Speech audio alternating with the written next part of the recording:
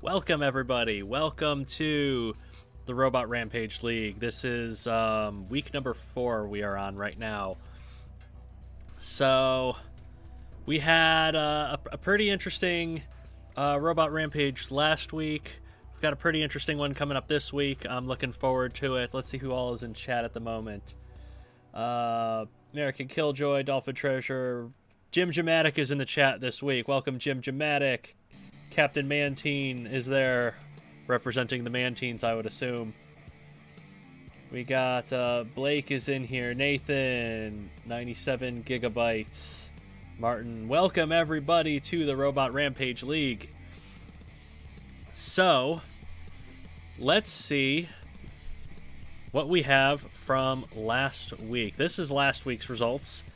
We had only 2 judges' decisions in there, and they were both to River City Robotics, I believe. So, Orlando Commandos was the only team to shut anyone out. They shut out Team Eeveeon, who's now towards the bottom of the table.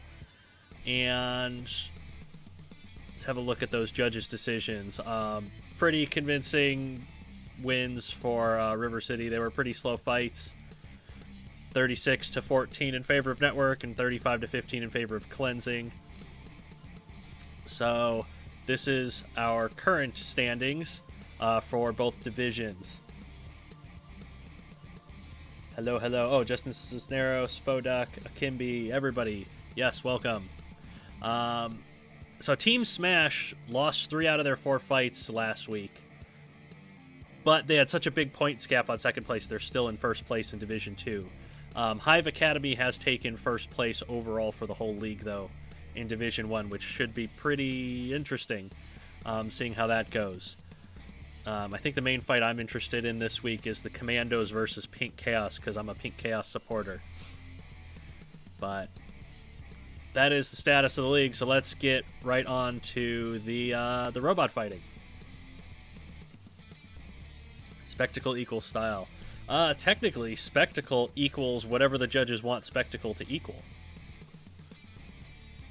The criteria for the judging criteria is damage control, strategy, and aggression, all at 6 points, and spectacle is whatever robot put on the best show for whatever reason the judge decides.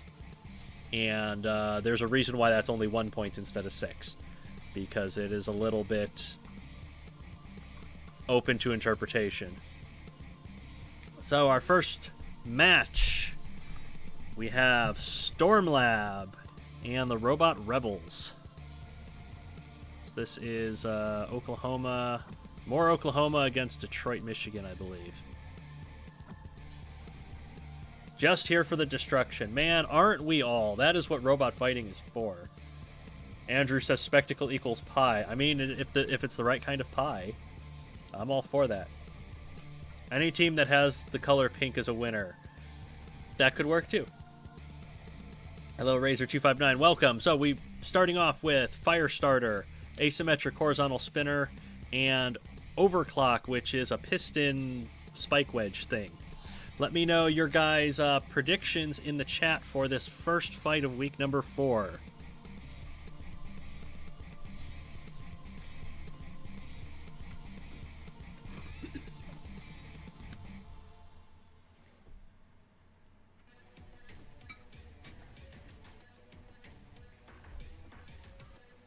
Overclock, Overclock, Overclock.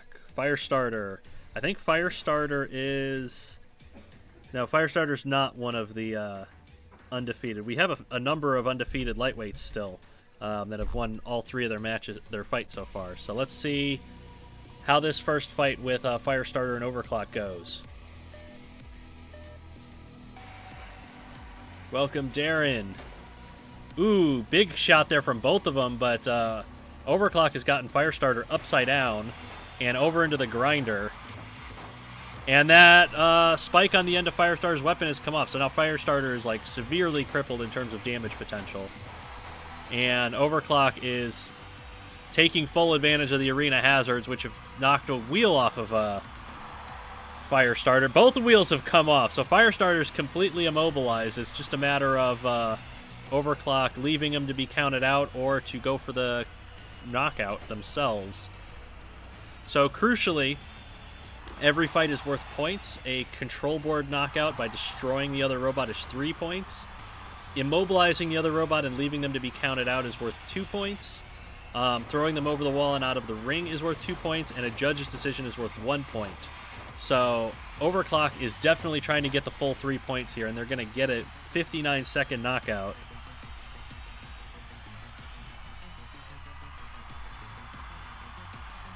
Very smart on Overclock's part to go for the full knockout and not simply take the 2 points for the TKO.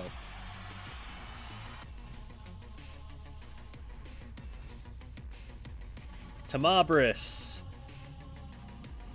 a 5-pound super chat, an over-under on last week's physics glitches. How about an over-under on this week's physics glitches? There's going to be a lot. Because that's how physics tends to work in this game, is it doesn't. So, second match is Sludge and Dramatic, Sludge being a rammer, and Dramatic being a vaguely drum-shaped vertical spinner. Leave your predictions for this one.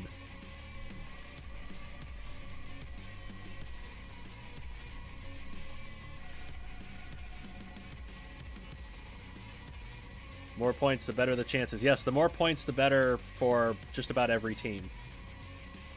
The point system that ranks all the teams kind of favors damaging robots over non-damaging robots. But if you can be really defensive and stop the other guys from getting points, that's useful too. Sludgefest, Sludge, Dramatic. It's pretty even in the chat so far. Let's see what happens. Sludge is 0-3 so far. Well, Sludge has knocked itself onto its side, and Dramatic is going to just take advantage of that. Well, maybe not take advantage of that.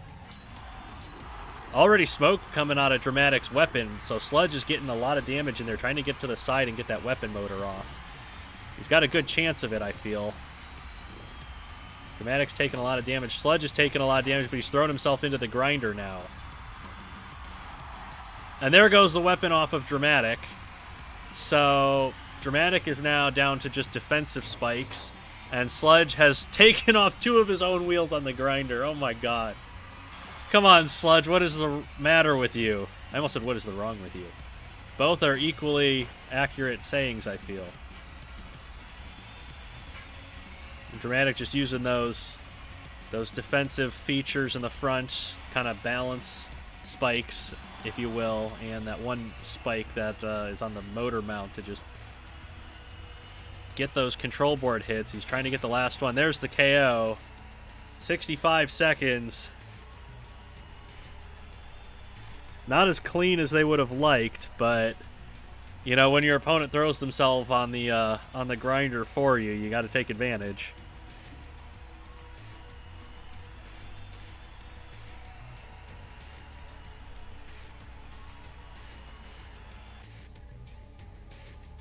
Prediction: Dolphin is the imposter. I don't know if we have any dolphin robots, but if we had imposter robots, they, yeah, probably would be dolphin shaped.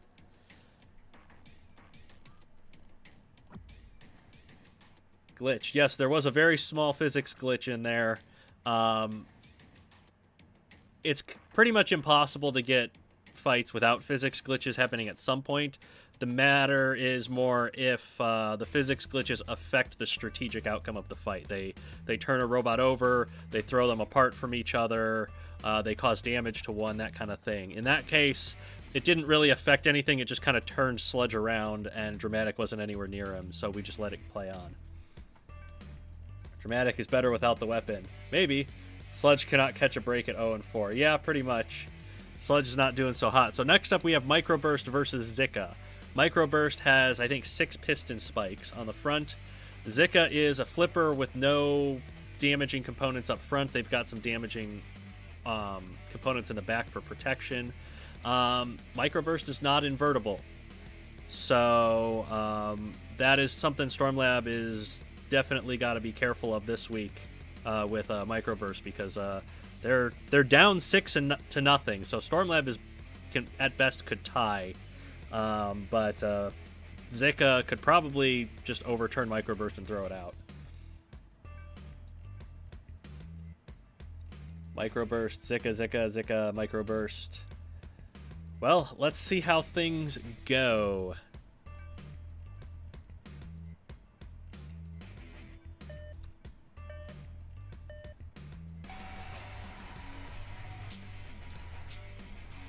Well, Zika's got Microburst up and put them back on their wheels and put them back upside down. This is going to be a lot of tossing around, but the thing is as long as Microburst's got those pistons going, they can probably break the count. Although Zika's got all of their flipping arms all out of order at the moment, so they've lost one of them, actually. They lost two of them. So Microburst is trying to damage those flipping arms on Zika while they're all out of sync. And if they can get Zika to turn him back over, they might get back into this fight. But Zika's trying to put him into the corner where Microburst was immobilized last week. And I think that's what's going to happen again here unless Microburst kills itself on the grinder. That was a physics glitch that turned him back over. I'm going to have to restart that one because that gives a definite advantage to Microburst there.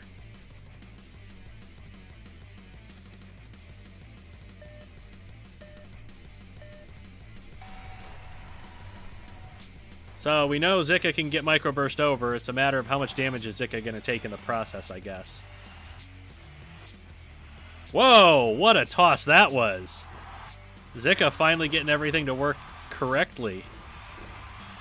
He's got Microburst over by the wall. If he could get a big toss like that, he might be able to get Microburst out of the arena. Especially if Microburst is going to toss itself around with its pistons. Oh, there it goes! Good shit, a combination of Zika's flip and Microburst's pistons doing this to it. Holy crap. Zika with the kind of like 25% of the way into the arena, Uda. I didn't catch the time on that. If Burnout got the time on that, I don't know.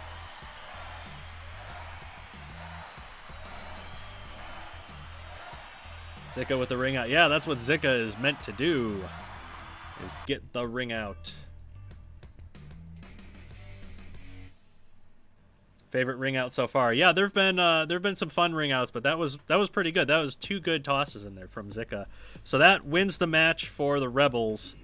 It's now 8-0. It's a matter of if they get the complete shutout now.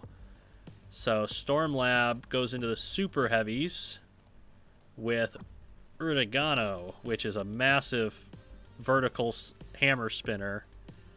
And the Rebels are going in with Heart Attack, which is a rammer pusher, but it's got a bunch of damaging spikes kind of sticking up front. So Heart Attack not doing so well lately. Uragano doing pretty decent if I remember correctly. Uragano beat Dysfunctional Stepsister. So predictions for Uragano versus Heart Attack.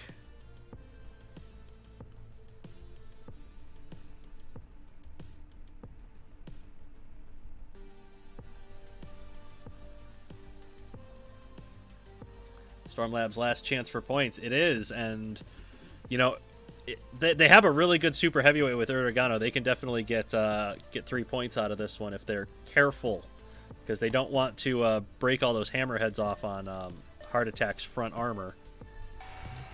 And again, Uragano's big and top heavy, so it could probably get turned over if Heart Attack hits it hard enough.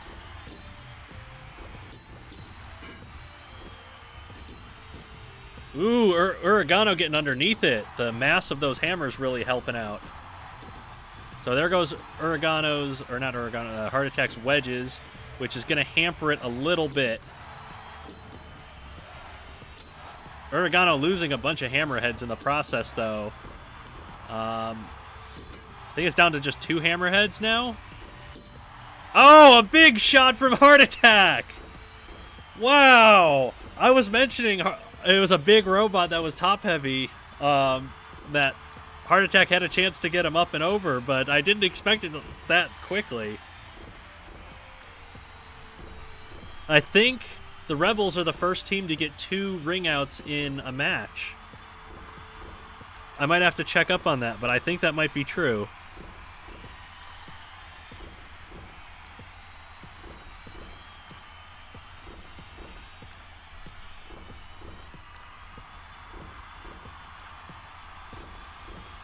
Wow, that was something.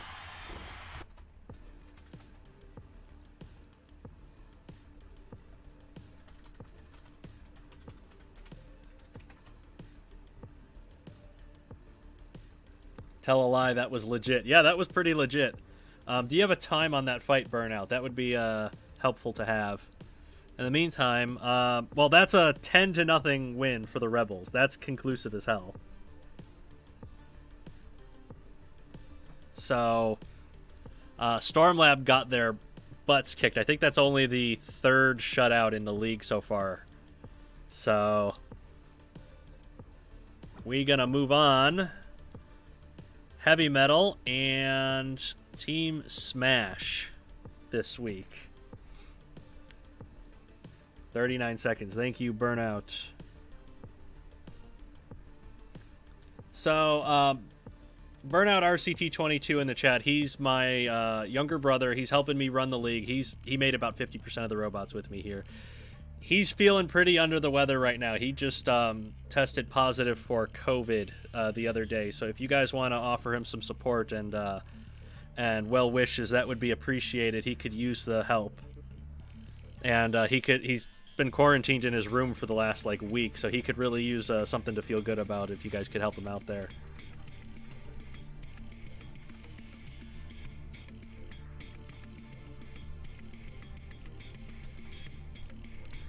So, Voidwalker and Bubblegum. Voidwalker, a 360 spinner.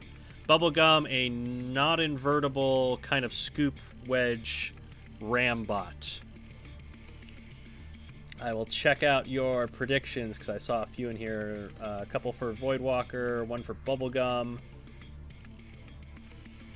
Bunch of people sent in well wishes to Burnout RCT22. I ordered an Amazon care package for him. I spent like $100 on stuff to send him to help him get through this. So he should be okay. He's pretty young. He should be okay, but it's kicking his ass at the moment. So let's get this fight started. Voidwalker and Bubblegum, two vaguely similar colored robots. Bubblegum getting lost out of the gate, but it's gotten under Voidwalker, who's proven vulnerable to being inverted. I think it lost last week by getting tossed around. It's a big hit from both of them. It's knocked a spike off of Bubblegum. It's knocked 2 spikes off Bubblegum. It's knocked all the spikes off of Bubblegum, so now Bubblegum's just a box. It's got no scoop at all. And Voidwalker has still got all of its weapons going. Bubblegum's about to throw itself out of the ring if it's not careful. It is still trying to be pretty aggressive, despite not having any weaponry or extra armor protection. And Voidwalker doesn't care. It's just going to knock wheels off of it now. Try and slow it down a bit. There's a control board hit. There's another. And there's the knockout. 55 seconds for Voidwalker.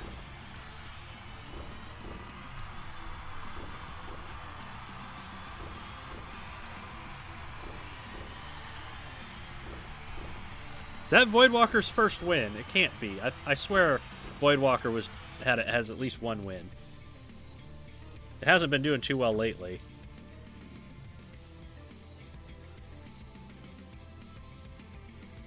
Multibot time.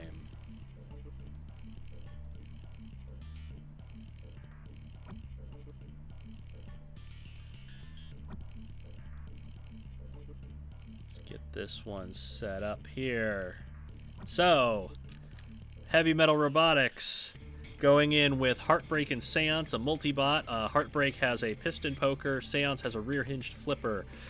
They've won some fights. They're pretty good at double teaming. Get the opponent distracted with one and attack from behind with the other. Their opponent is Planetary Conqueror, which has an overhead spinning bar thing with spiked clubs on it. But it's pretty high off of the floor, and both of the little robots for Heavy Metal are really short, so this could be really challenging for Planetary Conqueror. It's going to need to get them up the wedge to get them anywhere near the weapon.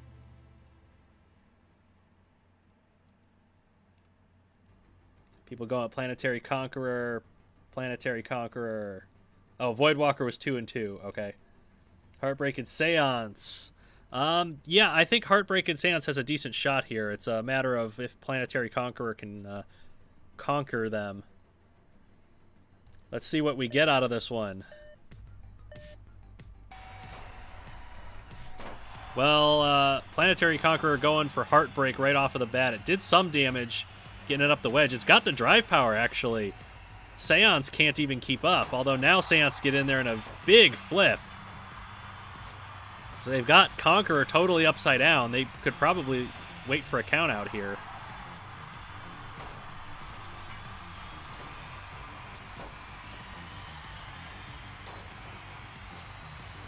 And look at little Seance go with that flipper. It's doing a lot of damage to the top of Planetary Conqueror, but now he's got Seance over. And Heartbreak can't keep up.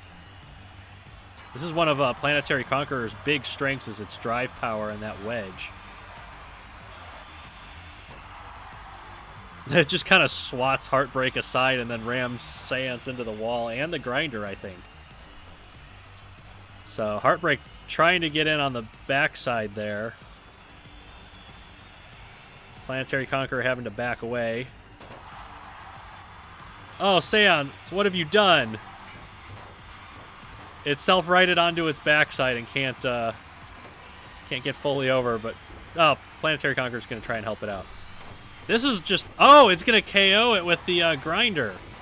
Okay, so now it's just down to one of the mini-bots, and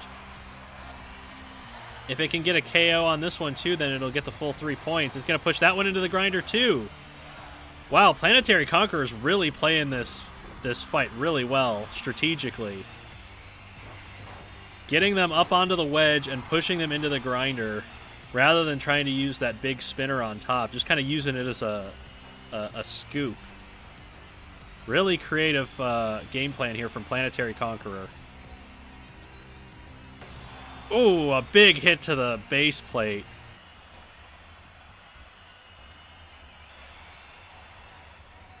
Can't really get that spinner in to cause that final control board hit just yet. But Heartbreak might get counted out if it can't get away from the wall.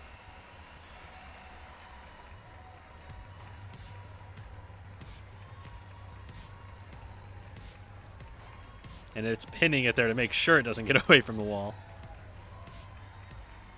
Oh, no, it's going to take it to the grinder. Okay. 27 seconds left. Planetary Conqueror got the KO. I wasn't expecting that one. 153 seconds. Really good showing from Planetary Conqueror. Very strategic use. Knew their spinning bar was too high to hit them, so they used the wedge and the hazards. That was really good.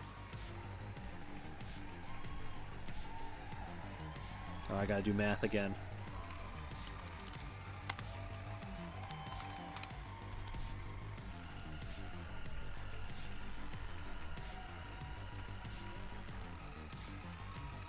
All right. Back to normal one-on-ones.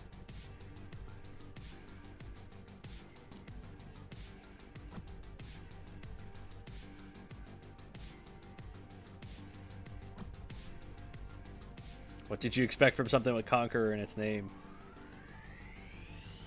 Wrong predictions 4 times in a row. It happens, man. I was expecting Conqueror to be conquered, and it didn't happen. So, heavyweights, we have Vacuity, which is a battle axe, an overhead battle axe for heavy metal, and then Team Smash has Bioshocker, which is a double vertical spinner. Crucially, Vacuity is kind of a V-shape chassis, and that's where Bioshocker's weapon is probably going to end up. So Vacuity might actually be the right shape to not take too much damage from Bioshocker here.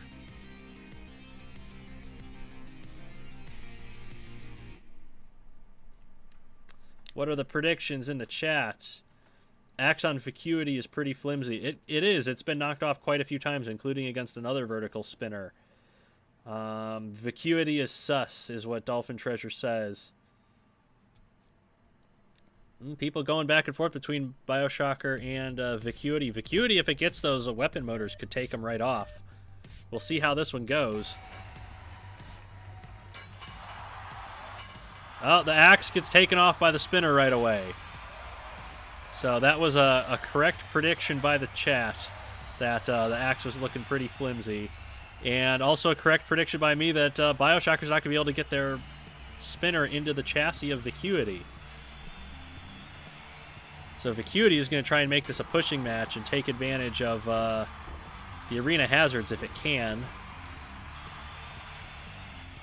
Maybe it could get Bioshocker to flip over, because Bioshocker is not invertible, I don't believe, and I don't think it can self-right. Although it might be able to prove me wrong. The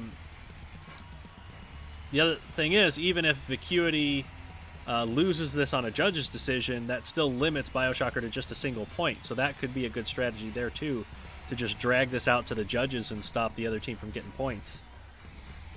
Because right now the match is tied 3-3. So if they can limit this to 1 point, then, or even take the win, that would be good for them. Axe looking pretty sus, so it was voted out. Yeah, not bad. Not bad pun there.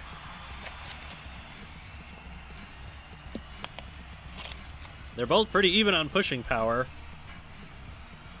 And Vacuity's not able to get Bioshocker anywhere near the corner grinders. Bioshocker's doing a pretty good job of keeping things in the center of the arena, so this one might run out to the judges.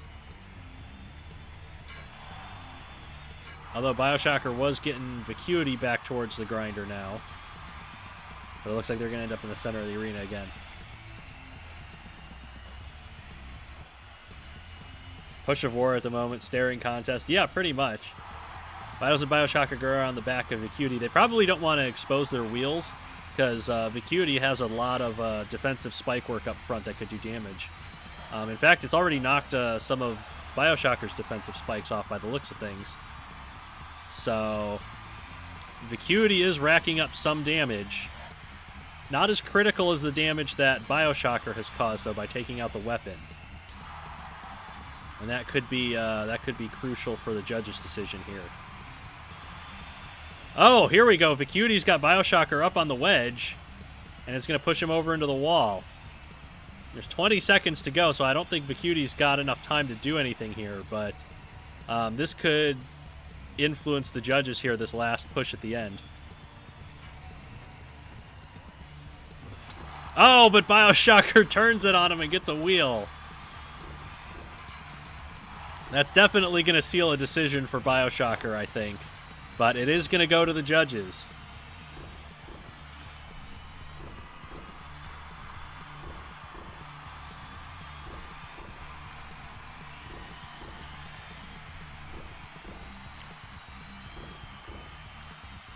Well then, I would not have called Bioshocker to be the kind of a robot that could be taken to the judges. I figured it would be a kill or be killed kind of robot, but there you go.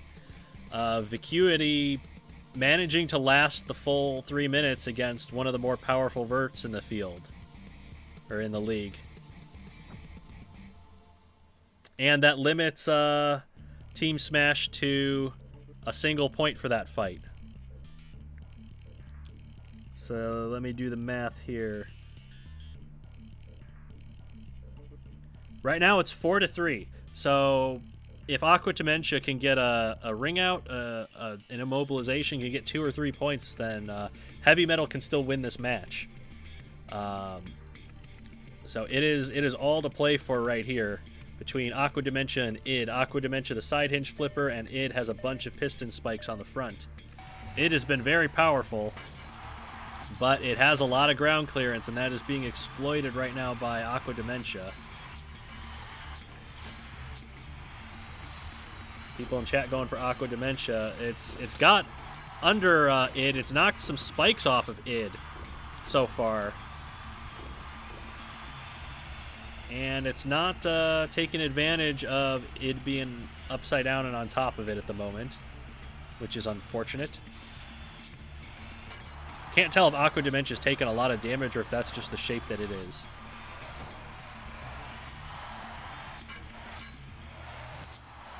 More spikes being torn off of id. A wheel being torn off. So Aqua Dementia is fucking id up.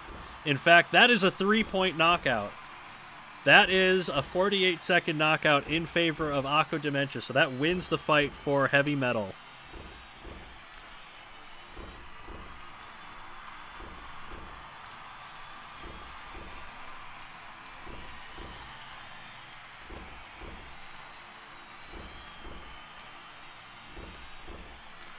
So, Aqua Dementia is still undefeated, 4-0 right now. And id, who started out the league as one of the scarier and more powerful robots, is now on 2 losses, I believe. So, that is an interesting turnaround there for that match. Heavy Metal pushed a judge's decision to limit the points that Smash could get, and then KO'd their big, powerful, scary super heavyweight and got the match win. That's really good match right there between those two. All right, next up is teams 5 and 2. That is the Indiana Robotics Alliance out of Indianapolis, and HIVE, which is out of Jump City, California. Who else is undefeated at the moment? I have notes. I've actually taken notes. So, currently undefeated is HIVE Academy Super Heavyweight HIVE at 3-0. Aqua Dementia's at 4-0. The Mantines Falcon Punch is at 3-0 still. In the lightweights, Network, Overheat, Overvolter, and Ugly Bot are undefeated.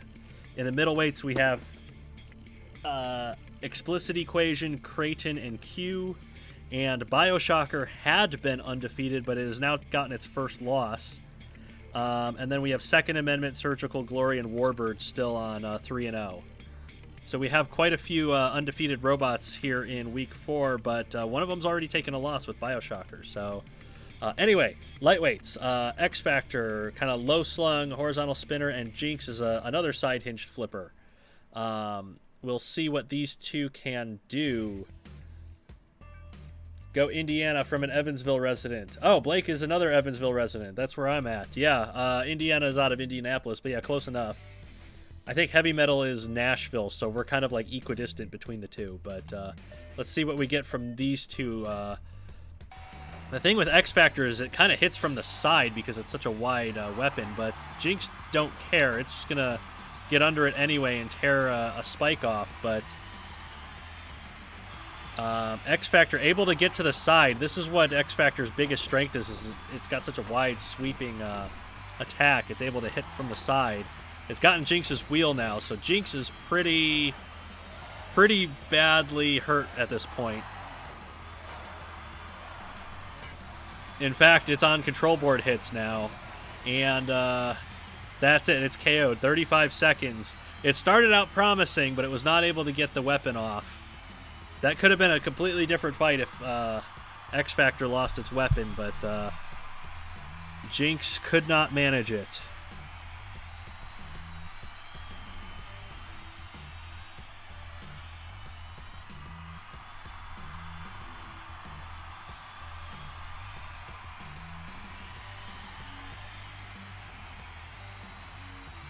Luckily, that is the side on Jinx that is taller. Yeah, X Factor only able to spin one way. If they were able to spinning the other way, they'd probably be in trouble. Gotten all your predictions right aside from Uragano. Yeah, predictions are hard, man. That's usually why I make a prediction for both robots so that I'm always right. Okay, middleweights, Gizmo, and Iron Curtain. Okay, so Unstoppable Force and Immovable Object here. Iron Curtain is a big wall of iron armor plates, and it has a piston spike that kind of comes out in the middle of them. Gizmo is this ridiculously fast rammer, very similar to Sludge, but without a plow. So, what do we think is going to happen here? The invertible Gizmo or the non-invertible Iron Curtain?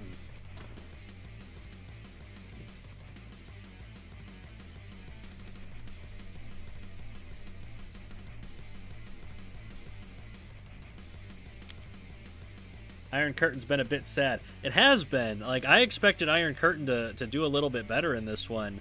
It's just not fought wedges very often. It's really good at killing wedges with that piston spike, but it's just had really poor matchups so far. Which is one of the neat things about the league format, is that they're going to face every middleweight in the league at some point. So it's not that, you know, they could be knocked out by just poor matchups, but it started out with some difficult fights already. Gizmo's already knocked armor panels off of Iron Curtain and a wheel. It shoved it back into the grinder hard enough to get that right side wheel off.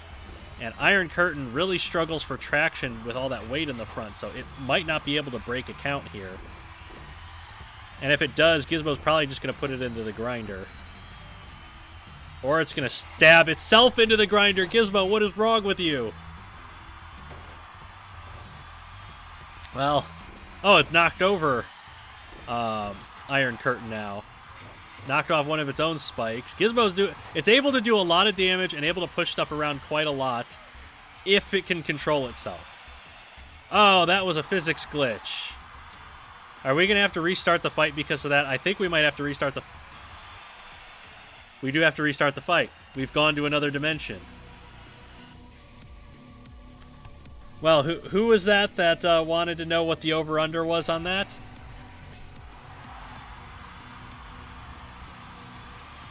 What just happened to Iron Curtain? It's just... Has it been parked on the wall? I think it got stuck with its piston on the wall. That was so weird. Gizmo has no idea what to think. He was just kind of waiting for him to come down off the wall, which is sporting.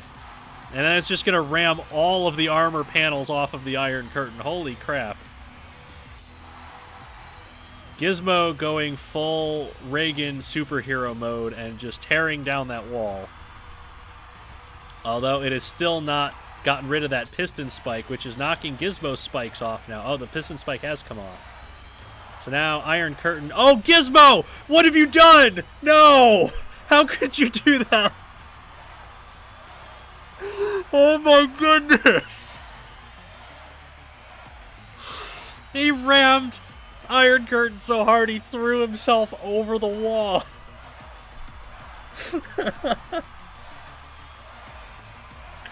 You see what I mean by predictions are hard.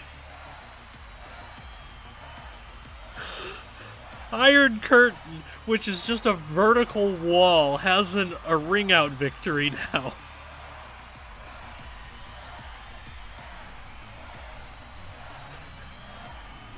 I can't believe that.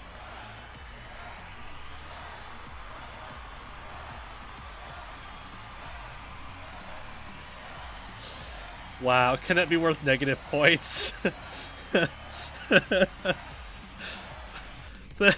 I gotta take a minute to catch my breath, man. That was so funny.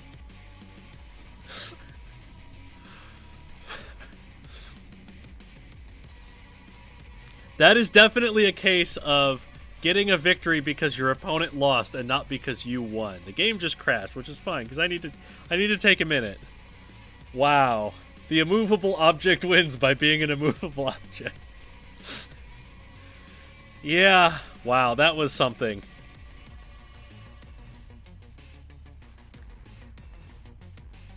And that is definitely not something that could have been easily predicted, I don't think. We're on Hive. Okay. Second Amendment. Rammer, slightly wedgy. Undefeated. 3-0. Mammoth. 2 overhead war pick type axes, 2 side war pick axes.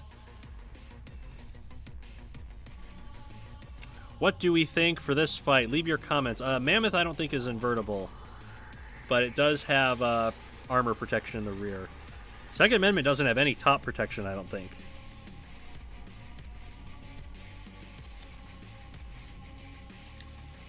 Mammoth. In Soviet Russia, the curtain stomps you.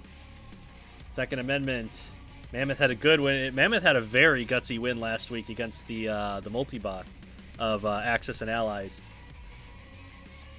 Immovable object force. Second Amendment. Anything named Mammoth will break down repeatedly. Well, let's see how this fight goes.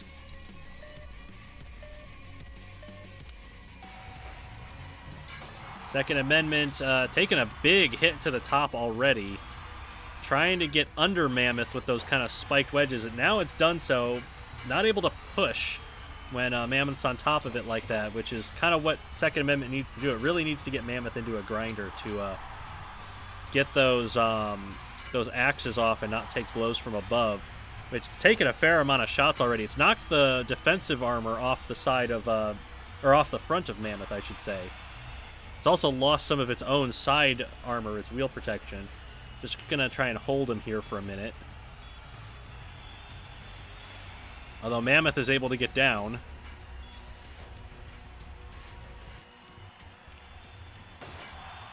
Mammoth lost a side axe at this point. So, Second Amendment trying to get stabby with those front spikes. And jam them. Oh! Control board hits. Mammoth is doing a lot of damage to Second Amendment here, but it's got Mammoth over to the grinder now. Another one of the side axes are gone, but those were not the ones doing the big damage. It was the overhead axes, and that's a KO at 67 seconds for Mammoth.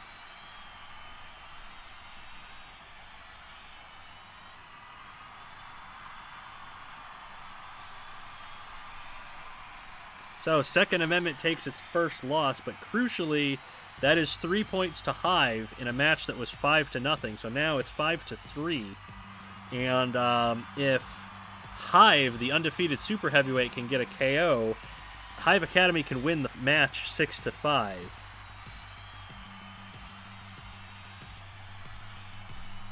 So they do still have a chance, but Hive must have a KO in this this last fight, or they will not win the match. So. What are we? Team 5's is Black Widow, and Team 2 has HIVE. So Black Widow has kind of a face drill, vertical spinner kind of weapon. It's got protective armor on the sides and on the top, but HIVE is a piston poker, and it's got double-length pistons, so it can get a lot of reach with them. It also has quite a bit of protective armor up front, so it might be pretty difficult for Black Widow to get in here on HIVE, but we'll have to see how that one goes. Leave your predictions here for Black Widow and HIVE.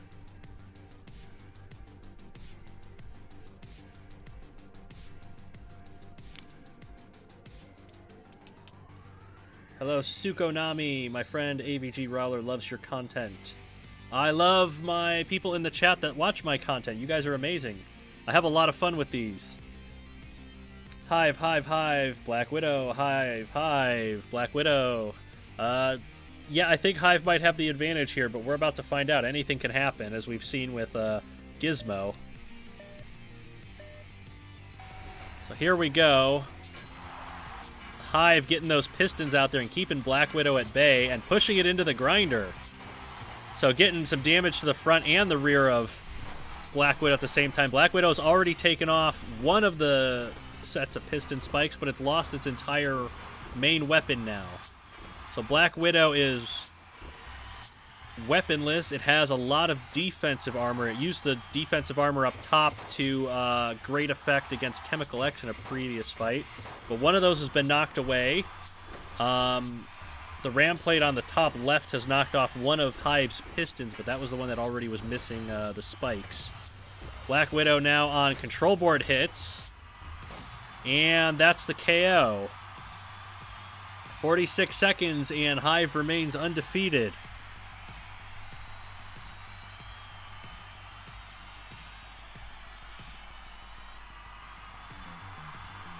And crucially, that is a 6-5 win for HIVE Academy. So, HIVE Academy was #1 team in the league, #1 team in Division 1, and they have managed to pull another match win here, which comes with an extra bonus point for winning the match overall. So that is very important to their championship standing so far. Excuse me, I had to belch. If it pokes, they smokes. Yeah. Finally, a correct prediction. Good for you, Jim Chamatic. All right, moving on to teams 13 and 4. That is, oh, this is my match. This is the match of the week for me. The Orlando Commandos and Pink Chaos. Myself being a Pink Chaos supporter. So, airtime, piston flipper. This is a very awkward type of weapon in Robot Arena 2 because the pistons are only intended to push out. They're not intended to retract. And so they're missing like 2 of the 3 Newtonian laws of physics. So airtime, if it gets flipped over or upside down, might not be able to self-right. Unprettier also cannot self-right, and it's got that kind of like claw, razor, crusher style axe on the top. It'll be an interesting matchup. Airtime does not have any damaging components, so they're not going to do any damage in this fight unless they use the hazards. So leave your predictions for airtime versus Unprettier here. Airtime has won a couple of fights so far this season, I believe. Mainly on judges' decisions, I thought.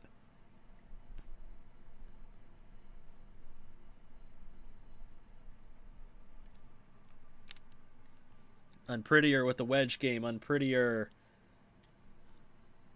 Reviews and reactions are great. I will have more reviews and reactions coming up very shortly.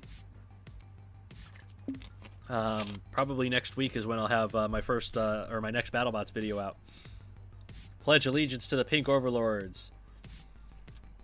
All right, people tend to be leaning towards Unprettier, so let's see what happens in this fight. They're both not the fastest. Oh, Unprettier managed to knock off one of the flippers, but Airtime's turned Unprettier over. And now it is attacking the air because that's what Airtime does. Unprettier cannot self-right. Airtime could probably get a TKO win here if it can keep it away from the wall and avoid righting it. Oh, it's going to turn it onto its right side so that it definitely can't self-right. Well, if Airtime can leave it alone, it can get a TKO win here. There's the count out. Unprettier is... Holy crap, Unprettier just self-righted. I didn't think it could do that. I've never even been able to do that when playing it myself. That was pretty cool. It just saved the fight for itself. It has just done a huge dent in the top of Airtime now and knocked it over in the process. Gave it a chance to self-right, which was very sporting of it, but Airtime is not having a good time right now. There it goes. Airtime self-rights too. I didn't think either of these could self-right, and they both just demonstrated it and proved me wrong. So there you go for incorrect predictions. So now Airtime's lost both of its flipping arms, flipping weapons off of its pistons. It's pretty much useless unless it can push Unprettier over. Unprettier's got those side spikes to help stabilize it so it doesn't get turned over as easily. Unprettier going for those, going for the top of Airtime and try to get some more damage in. Oh, it just knocked itself straight over. And it's going to self-right again. Wow. I did not expect this fight to go this way. I totally expected one of them to get immobilized and TKO just right off the bat. But less than a minute to go. Airtime is trying to demonstrate aggression despite lacking any kind of weaponry. Oh, a big control board hit there from Unprettier straight in the center of the top of Airtime. And Airtime is going to let it turn itself over again and push it around a little bit. Airtime going to try and drag this out to a judge's decision and stop Pink Chaos from getting a bunch of points here. Unless Unprettier is unable to self-right. Oh, there it goes. Now it's up. 15 seconds to get a knockout here. And there's the knockout with 10 seconds to go. Unprettier barely managed to pull it off.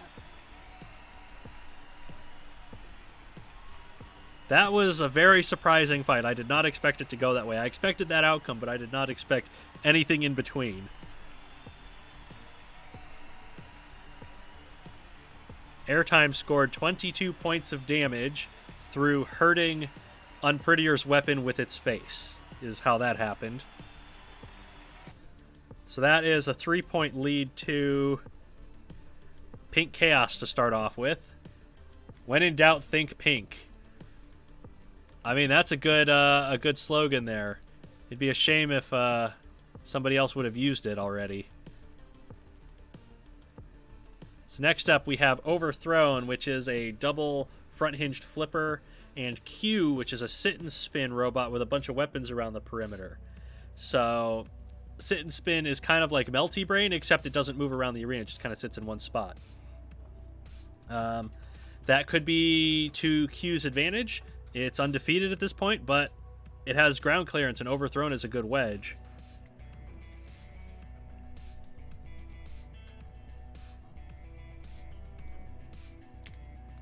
So, what are the predictions? Q, Overthrown, Quay? K? Q. Overthrown. Let's see. Let's go. I think this is a decent matchup for Overthrown here. Ooh, it is! He had no trouble getting under Q. And he's got him over to the grinder now. But now Q's weapons are higher up. And able to hit the flipping arms of Overthrown, and it's knocked one of them off already. So Overthrown has lost a lot of its flipping power here, and it could lose all of its flipping power if it's not careful, and there it goes. Okay, so now it's wedge versus sit and spin. Overthrown has some protection for its wheels, but it's low down to the floor, and Q is upside down where it can do damage higher up now, so those wheels are pretty exposed. Q is racking up strategy points by sticking with its sit-and-spin strategy, but it's not going to rack up any aggression points this way. Overthrown's got to be careful it doesn't back into the grinders. Although it's not able to push Q because Q's just flopping all over the place. Really, Overthrown's best hope is to get Q into a grinder and take it out that way. That's what it's trying to do. It's done some damage to it. But Q is just too darn slippery to push around. I really like Overthrown's strategy of backing up far enough that the sit-and-spin AI stops spinning and then going in and charging. That's really, really strategic, really good strategy on Overthrown's part. It keeps trying to get Q over to that grinder, but it's not having much success. It's gotten a single spike off. Oh, was that a control board hit on Q? I think that was... Oh, and it killed it with the grinder! Okay. So Overthrown was doing damage with those defensive spikes on the right in front of its wheels, and it was able to put Q on the grinder and kill it. That was pretty cool. I did not expect Overthrown to dig that deep for a KO win.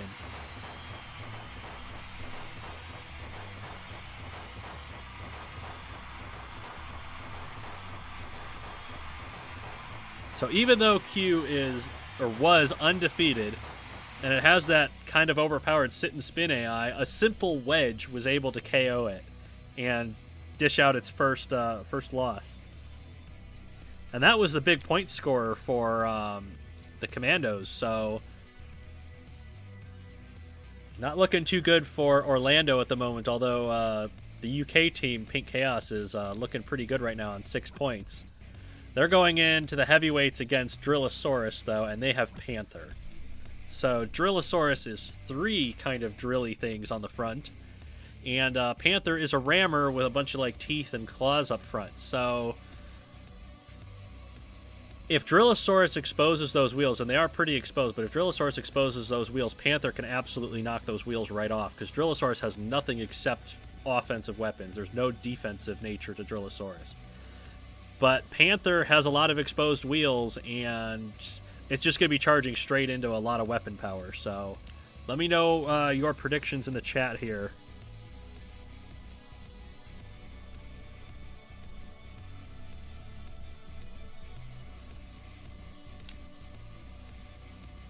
If Panther was a rammer, then it would have been a death win. As disappointing as the real Orlando. Oof. People are going for Panther on this one. Alright, let's see if Panther can deliver and take out Drillosaurus, which is one of the scarier heavyweights. Well, they're definitely colliding, that's for sure. Drillosaurus is being very careful not to expose those wheels so far. Panther not being as careful. Oh, almost had a shot at one of those wheels. Oh! Panther, don't throw yourself out of the ring like Gizmo did. Okay, so they're both upside down now, so it's even in that sense, I guess. Panther trying to get at those wheels, trying to get Drillosaurus to turn and expose them more, but Drillosaurus is not doing that. They're just both shedding... Well, they were all shedding spikes, but now Panther's lost a wheel and a lot of its steering ability in the process. So now if it tries to ram, it's just going to go in a big turn. Although, because Robot Arena 2 physics is dumb, instead of turning towards the direction and it's missing a wheel, it's going to turn away from it because it's upside down, and Robot Arena 2 physics is dumb. It should be oversteering in the opposite direction, but... RA2 uses magic force for its wheels instead of actual force. It's gotten Drillosaurus pinned against the wall for a second, so that was kind of a neat push, but I don't think it's going to help much.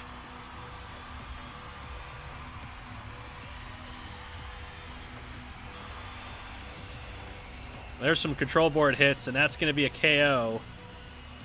88 seconds, so it took a while, but Drillosaurus was able to pull off the win, get the KO.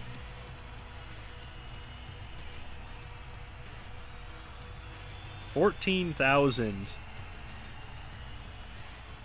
It's a lot of damage. Skinned the Pink Panther. Yeah, and it brought the Commandos back into this match.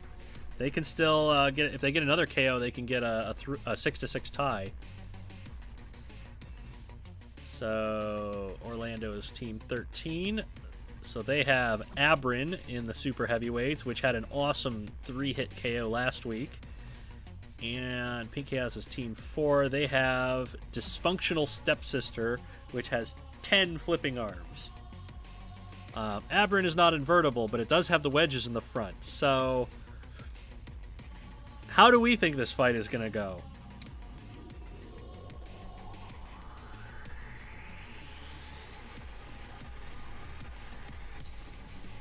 Stepsister has proven vulnerable to overhead weapons, or at least weapons that hitting from above. It was 2 spinners that got Dysfunctional Stepsister before. And Abrin can do a lot of damage at once, but it's not invertible. People going for Stepsister. Stepsister is 1-2 at this point. It has a surprisingly losing record for something that won its division in the Patreon show. Let's see what these two have for each other.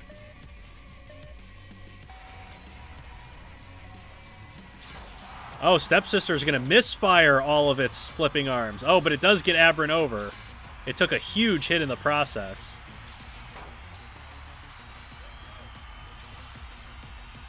Stepsister misfiring a lot with those flipping arms. I'm really surprised at that, because I've done no changes to it since the Patreon show, and it's just not able to get those flipping arms in. But it's finally starting to get him in there now. It's doing a lot of damage to the top of Abrin, knocking off parts of the axes. Knocked a wheel right out of the chassis. It protected wheels, and it knocked one right out of the chassis. Oh, but Abrin's going to get in under the flipping arms. It's going to get pushed against the grinder. Who's going to get KO'd first? Abrin did it!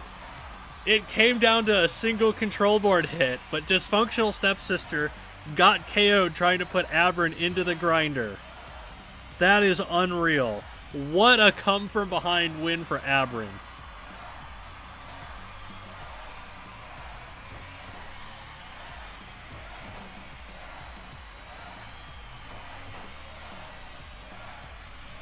And now Dysfunctional Stepsisters fall into 1-3.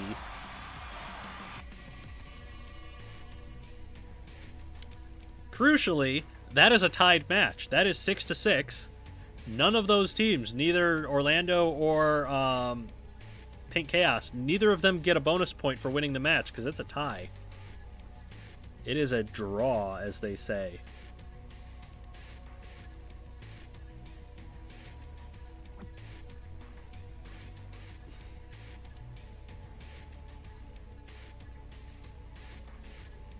Next up, we have Meta Bot Builders versus the Baltimore Kestrels. Hello, Mike. How much have I missed? Robotic Apple, you have missed about half of our matches so far. We just had a great match between Orlando and Pink Chaos. It came to a 6-6 draw, and we had some surprising results in there. We also had Heavy Metal push a judge's decision to enable them to win a match against Team Smash. So we've had some interesting results. We've had a lot of ring outs so far. How many ring outs have we had so far? 4? 3 or 4 ring outs so far this stream. It's been a pretty productive stream so far. But right now, Meta with Uglybot, the Piston Spikes, El Gringo, a Rammer. Could go either way. El Gringo's got the pushing power, but it has really weak armor. So, predictions, and I will get this started.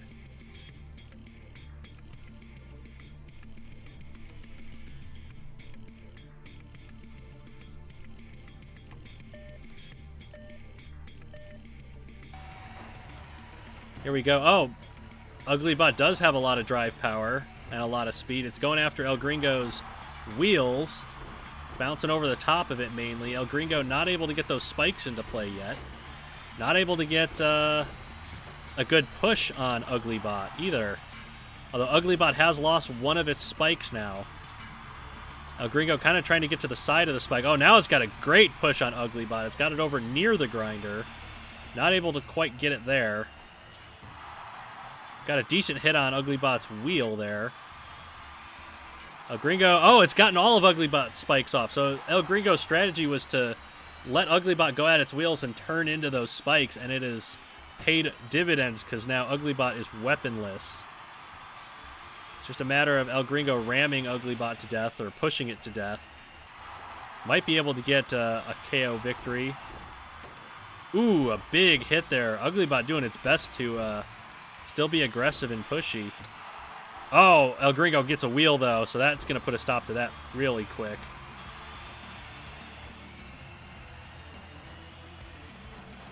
Uglybot climbing up the wall, because that's how wheel physics work in this game. Oh, control board hit from El Gringo. So now Uglybot is really on the ropes. Just trying to drag the fight out as much as it can, but I think El Gringo is going to get the win here. It does. 96 seconds.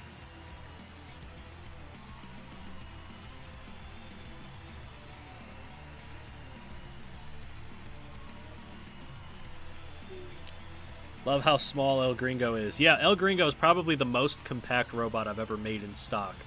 Because that has 4 drive motors and a mount for the spikes in the front and a bunch of batteries in there, and it's still smaller than just about everything else. I'm kind of really pleased with how small I got that robot, although it still needed plastic armor to fit in the weight limit. So next up, the Kestrels bringing Drigger, which is a piston spike thing with like a tiger claw shaped weapon on it, and Meta is bringing in Creighton, a rear hinged flipper with 4 flipping arms. Drigger's invertible. Creighton can right itself. Drigger's got a lot of ground clearance to exploit, though, so leave your predictions for Creighton and Drigger.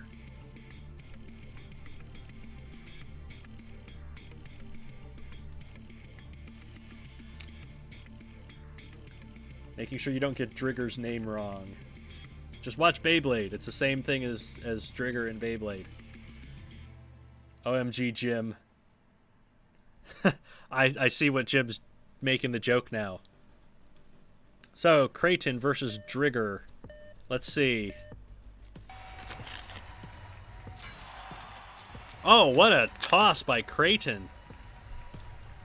It's gotten Drigger upside down. It's going to toss it over again.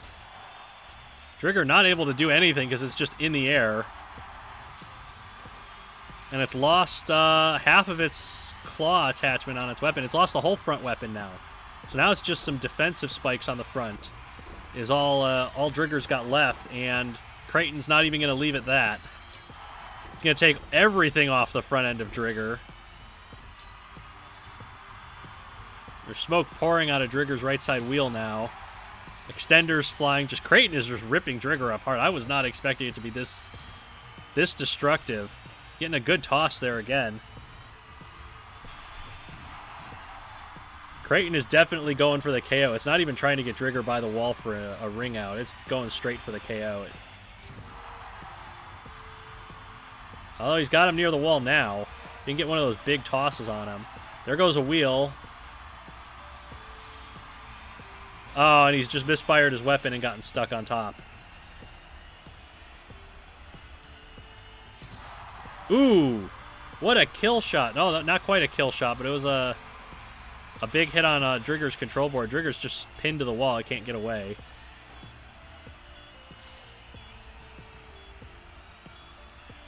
Can it get away? No, it got counted out. So Drigger got counted out, not able to get away from Creighton. One of the things that triggers a restart is if a robot pins the other robot until the immobilization count, but Creighton allowed Drigger to move to the side there, and Drigger was still not able to break the count, so I'm going to consider that an official TKO in favor of Creighton. Because Drigger was able to move without Creighton impeding it, and it couldn't break the count. It was just spinning in place.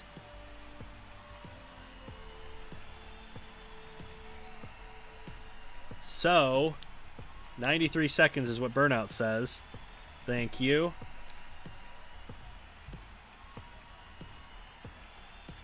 Creighton because it's a flippa, and all flippas win unless you're Galactic Fabrication. True. Very true. Well, that is 2 points for Meta now, and 3 points for the Kestrels. So it's a 1 point match so far. Meta's going in with Psychogenic Harmfulness. And the Kestrels are going in with Warbird, which is a flippa. And Warbird is one of the undefeated robots still, 3-0.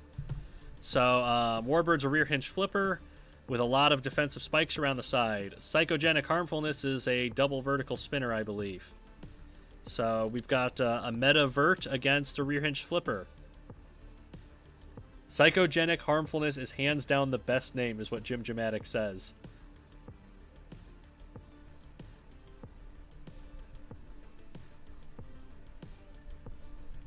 We've got some good names coming up, Jim. You're going to love it.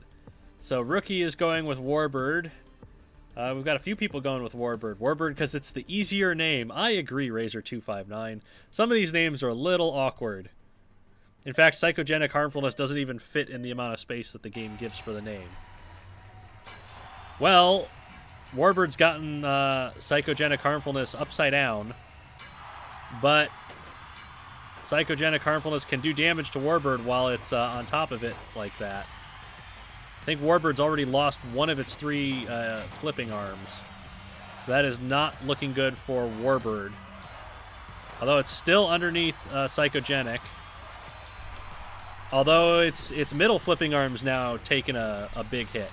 So Warbird was not able to take full advantage of getting Psychogenic Harmfulness upside down, and now it's lost its flipping arms, and it can't do it again. It's going to have to rely on pushing power to get Psychogenic Harmfulness over, and it looks like they're just stalemating with the pushing power. They're both two-wheel drive. Crucially, Psychogenic Harmful is not able to get any hits on Warbird's wedge. They're both just kind of... I like how the stabilizing spikes on Psychogenic Harmfulness are slotting perfectly into those kind of Y-shaped defensive spikes on Warbird. It's like they were designed specifically to lock together and not do anything.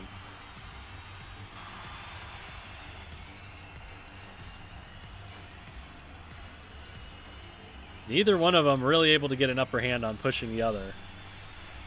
Acuity and Bioshocker. Yeah, very similar.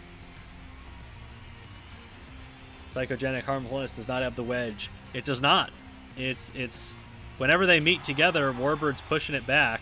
Although it has knocked one of those defensive spikes off of the right side of Warbird now. So Psychogenic Harmfulness still doing damage to Warbird, knocking away some of its defensive armor.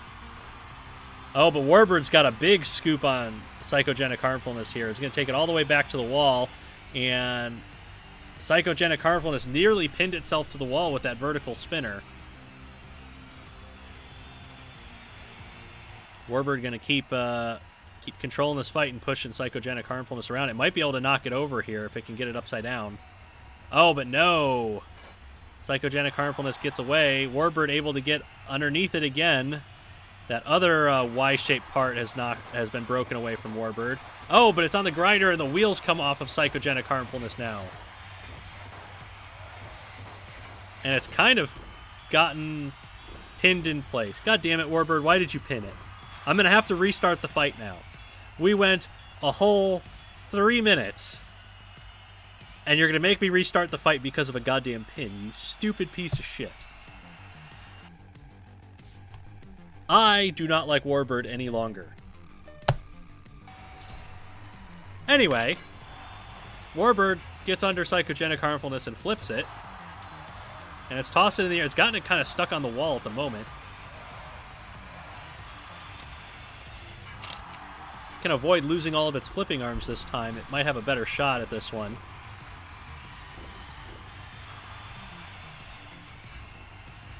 Dumb bird, damn it, Warbird. I know.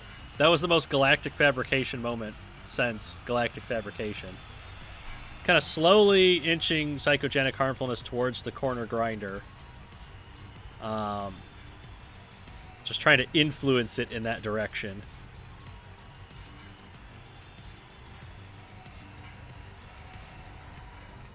It's on the grinder now, I think.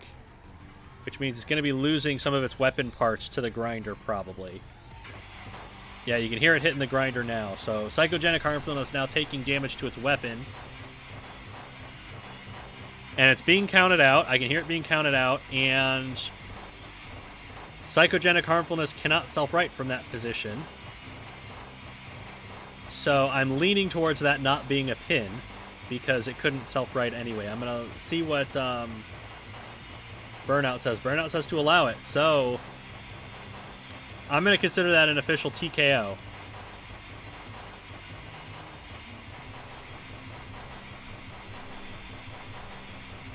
I just need the time on that one.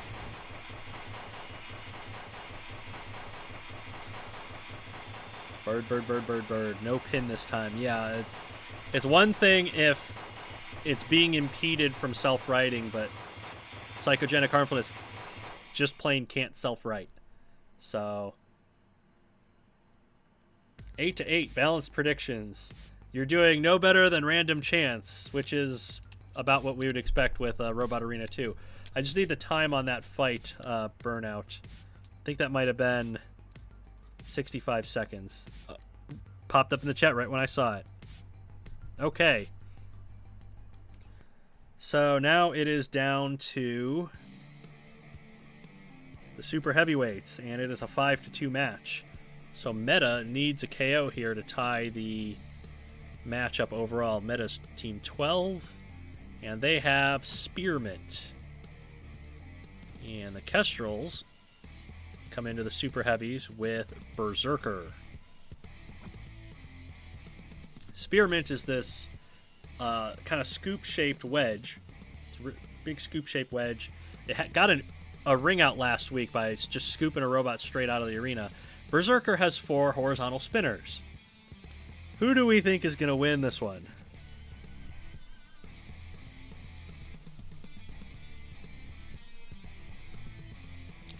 Spearmint is designed for dealing with horizontal spinners. This is true. All of Spearmint's spikes on the front do a lot of damage.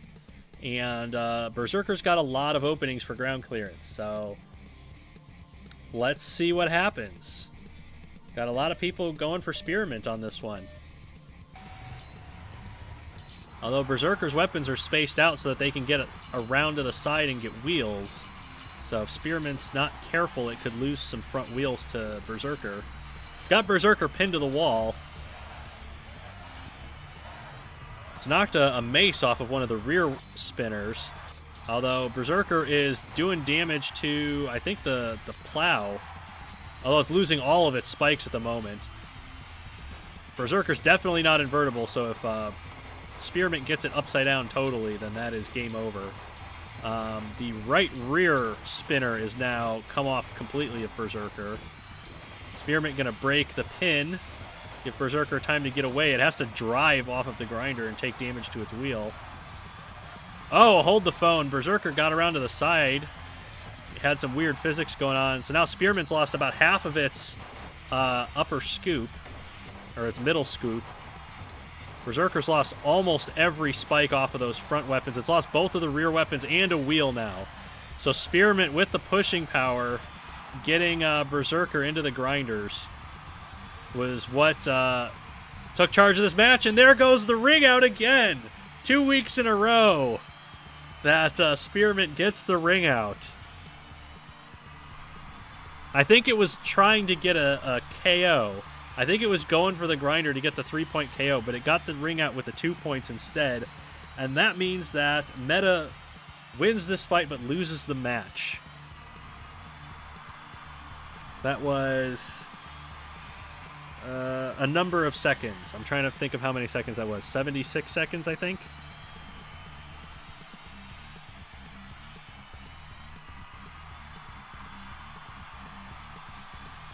Very damaging match, 11,000 to 12,000. But, crucially, that's only 2 points for Meta, which means that it is a 5-2 win for the Baltimore Kestrels. An example of how getting those KOs is really critical. Love the pile of parts near the grinder. Yeah, when you get robots with a lot of components that get knocked off, you just have debris everywhere. We've had fights where robots got stuck and immobilized on debris before. The ring outs this evening are too damn high. Yeah, there's a lot of ring outs. I think there's been 5 ring outs this stream. And Spearmint lost them that match by doing the ring out, which is not something that you want to hear if you're not doing so hot as a super heavyweight. So was it 14 and 18 next? Kinetic creatures. And 18 is River City Robotics. So, Steel Dragon, a saw spinner, and Network, also a saw spinner. 2 saw spinners going at it in different configurations here. So, saw blades in Robot Arena 2 work differently than most of the other parts. They do low amounts of damage, but steadily over time. Whereas, you know, a normal vertical spinner with teeth does a big hit with a lot of damage at once, but not really much while pushing. So, saw spinners are classified differently to vertical spinners and horizontal spinners. So Steel Dragon has 2 saws in a vertical orientation on top of the wedge, and Network has 2 saws in a horizontal undercutter fashion. So this is going to be really interesting to see how these 2 configurations do against each other. We have couple people going for Network, couple people going for Steel Dragon. American Killjoy wants to see Network go undefeated to 4-0. It's possible. Let's see what happens.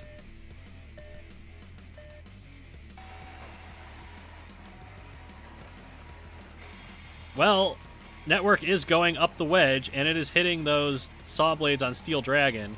And now Steel Dragon is going to push Network over to the corner grinder. And it is doing a lot of damage to the chassis of Network right now.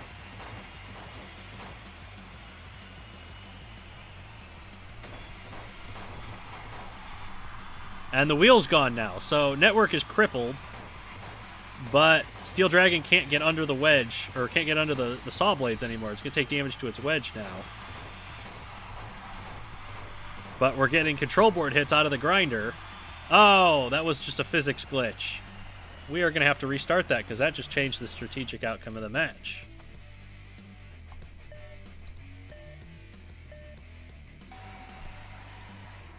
Restart. Oh, big collision. Saw Blades versus Wedge, and neither of them came out on top or on bottom, but Network's going to push Steel Dragon to the grinder this time. And it's doing a lot of damage to the front of Steel Dragon. The grinders are doing a lot of damage to the back of Steel Dragon. Holy crap, Network with that shove. Steel Dragon is absolutely on the ropes here. I don't even think it could break a count out if it tried. But if it does get counted out, that's only 2 points for Network instead of 3. I think it might be able to break the count here. It does. Oh, hold the phone. Network got the control board hit with the saw blade. I did not see that one coming.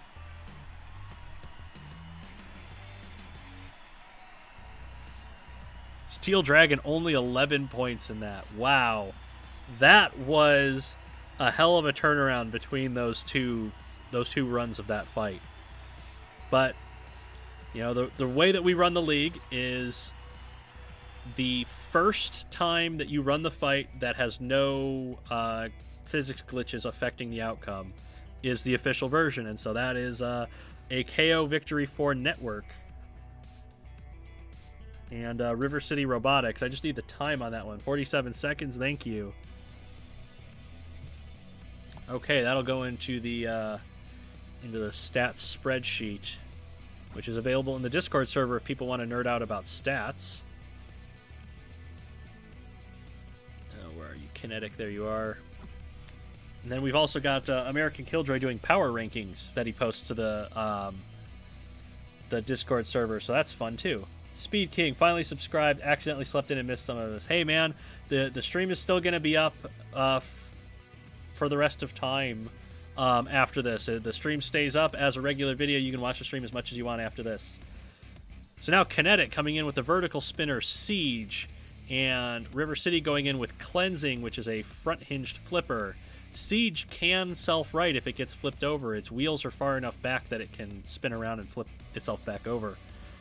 So who do we think is going to win this one, Cleansing or Siege?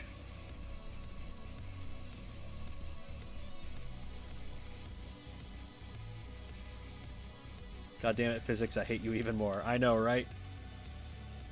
I'm actually real true. I just woke up. I don't even have the volume on yet. That's how it goes, man. Mike, have you given your wife peanut butter Oreos yet? Shoosh, don't let her know about those.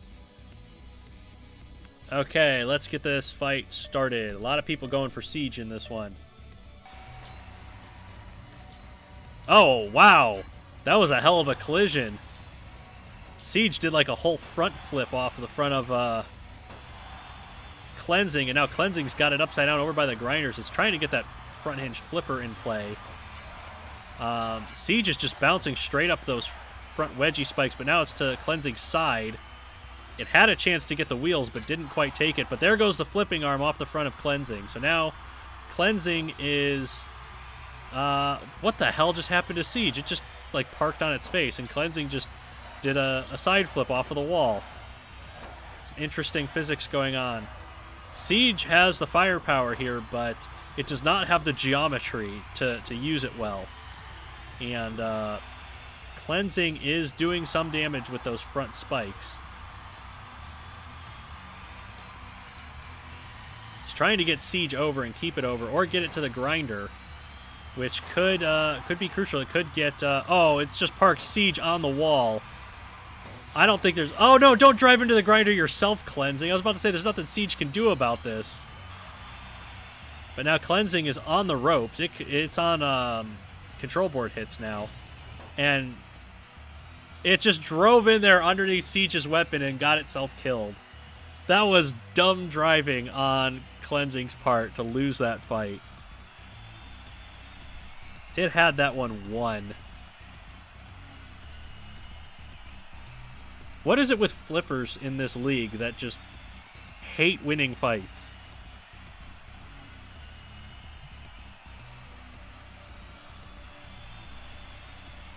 Nice helicopter Siege. Yeah, Siege, it's got those gyros going on, but it also has like the weird lever action of how long its chassis is. And yeah, Siege does some weird stuff. It's kind of fun. It's like Sludge, except if it were a vert.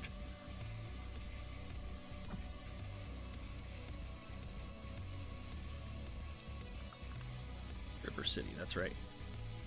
So now we have Surgical Glory, a sit and spin flail thwackbot. It's got flails on the end. And Jaws of Death, which is two of these big spiked clubs that come in from the side. I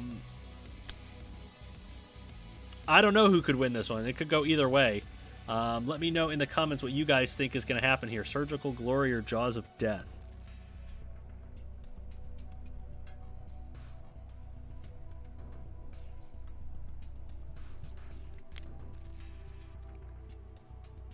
Breaking news, every driver has been fired. All the flipper drivers, that's for sure.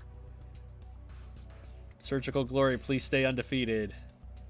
Siege is how my Banter Wars entry worked. Jaws of Death, Surge, Bot 001 has arrived late as always. Well, at least you're here, man. That's what matters.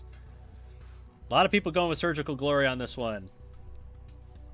Owain is taking ketamine. Don't do that. That's how you get addicted to opioids in the U.S. I don't even know if ketamine is an opioid, but it sure sounds like one. So here we go. Surgical Glory getting stopped by Jaws of Death. And now getting up to speed and getting some big hits to the side of Jaws. I think that was a physics glitch there that just tossed Jaws through the air. We're going to have to restart that one.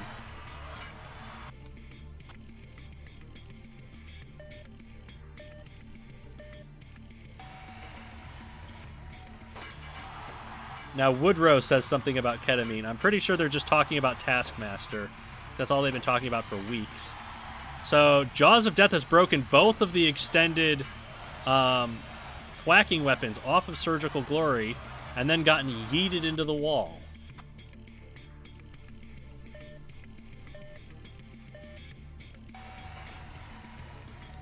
So here we go, third try. The flails breaking off of, or one of the flails breaking off of Surgical Glory. Both of the flails have broken off. Both of the spiked clubs breaking off of Jaws of Death. I think Surgical Glory still has one of those extended poles left. And it does have those swords that it uses both as wheel armor and to attack. Jaws of Death does have some defensive spikes up front, but not a lot. And I think one of them has just been broken off by Surgical Glory here. So, oh, Surgical Glory just got a wheel. Still got that one big spiked pole, which is doing a lot of damage to Jaws here. And there's nothing Jaws can do now on one wheel. Although Surgical Glory is stuck spinning.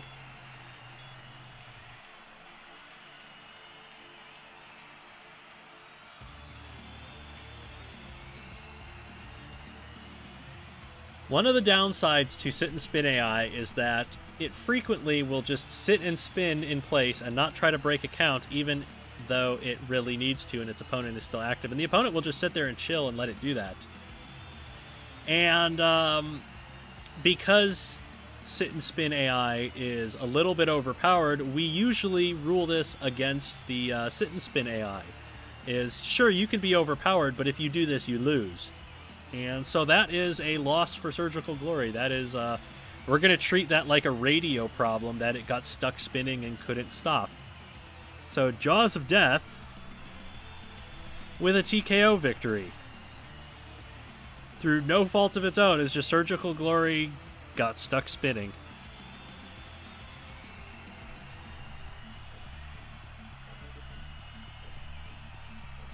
And then I need the time on that, and that's that one.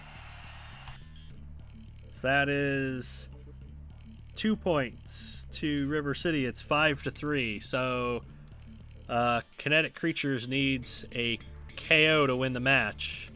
They're Team 14. They have White Hot, which is pretty potent. It's got a lot of spikes on it. River City has Overseer, which is a horizontal spinner, and a lot of defensive features on the front. So, two very different styles of defensive features here. White Hot's kind of a rammer with a token spinner on top, and Overseer's got a low-slung spinner. So, Overseer might be able to get underneath these spikes and do damage to White Hot's chassis. We don't know. 56 seconds on that last fight. Leave your predictions for this fight.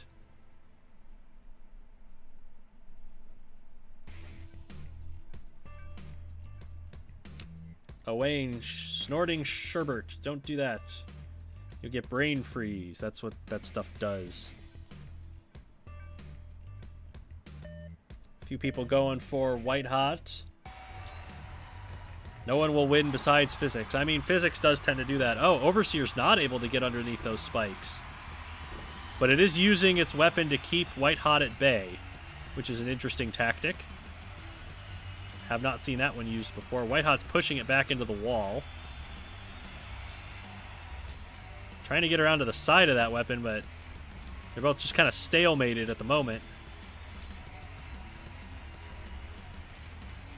White hot with the 4-wheel drive has the better pushing power compared to Overseer's 2-wheel drive. Although Overseer's gotten one of the spikes on that spinner around to the side where it can do damage to White Hot's left front wheel. And just as I say that, the wheel has come off. So Overseer doing some potentially important damage here to White Hot, who's not going to really be able to push or ram very well now on 3 wheels. Well, they are just going to kind of spin in place like dumb AI. Many swords make light work. That's what the chat says. Yeah, they're all just kind of sitting in place at the moment. White Hot's kind of gotten stuck on top of that disc now. Overseer really doesn't have the drive power to do anything here. White Hot is pretty much entirely in control of what Overseer's doing.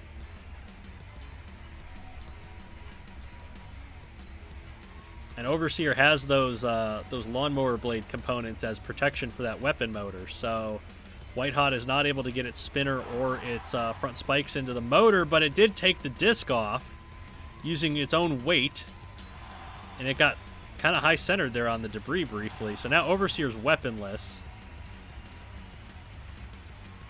It does have a lot of protection up front, so it could probably try to steer White Hot around.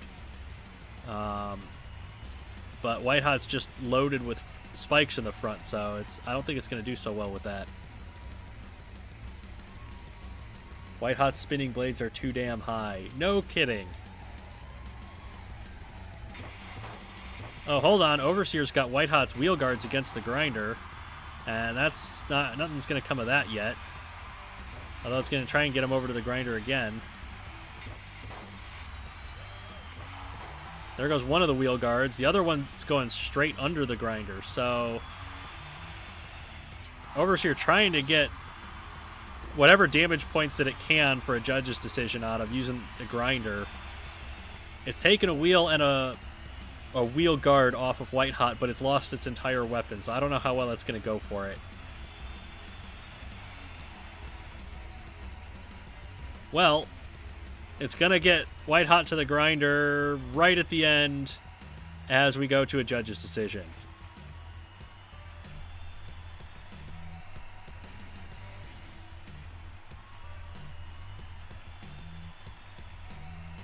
And we are not going to know the results of the judges' decisions until next week because we got to give our judges time to review the stream and all of the fights that were on it.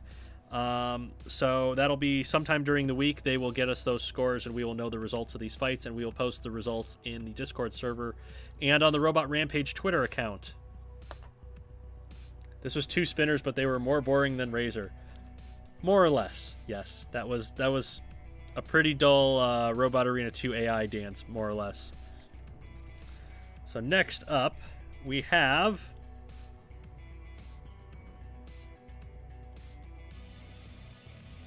Team 9, Eeveeon, and Team 8, which is the Armchair Engineers. Both of these teams are towards the bottom of the standings, so they really need some points to move back up. And we'll see which one of them comes out on top. The Armchair Engineers are the worst ranking team currently. I think they've only had 2 fight wins out of 12, so they really need some wins here. Eeveeon is bringing Kurb Nalab, which is a vertical spinner that spins downwards. It traps the opponent against the wedge. Whipwreck for the Armchair Engineers is a thwackbot with a flail on the end.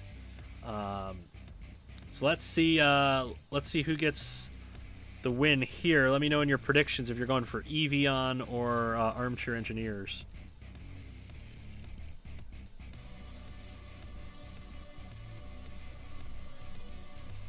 Jim Dramatic says Flareon is the best evolution. I'm not going to say which one's best. My favorite is Jolteon, but, you know, if there's a normal type evolution, it'll be called Eeveeon. Which is why it's called Team Eeveeon. Eeveeon is from Kyoto, Japan, and the Armchair Engineers are out of Boston, so this is a foreign team coming in. Whipwreck, Eeveeon, Espeon, Glaceon.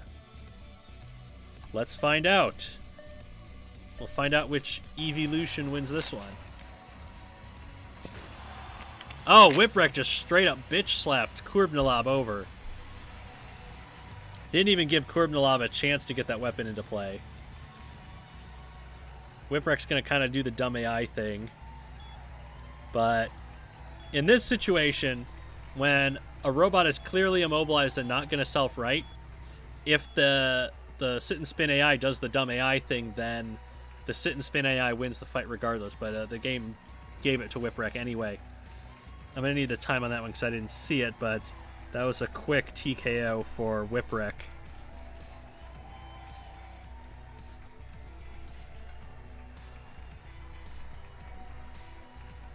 Armchair Engineers with their third win in week 4. Oof.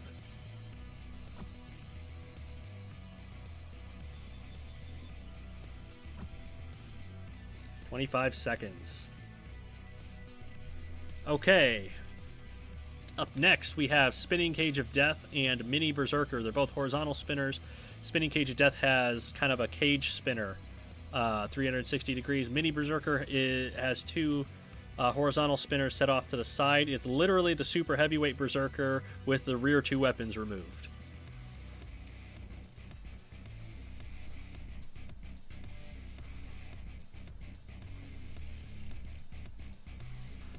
What are your predictions for Spinning Cage of Death and Mini Berserker?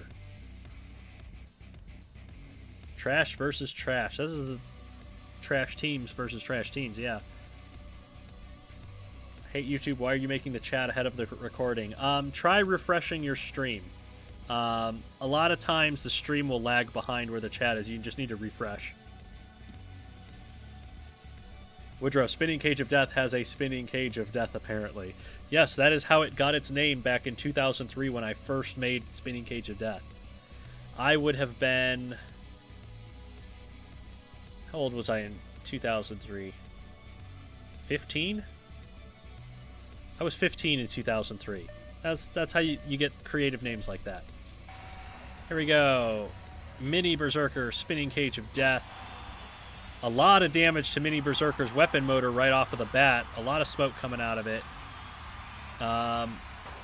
Mini Berserker getting shots to Spinning Cage of Death's chassis, but now both of the weapon motors knocked off of Mini Berserker. And so Mini Berserker's weaponless, but it's going to push Spinning Cage of Death over, and it cannot self-right.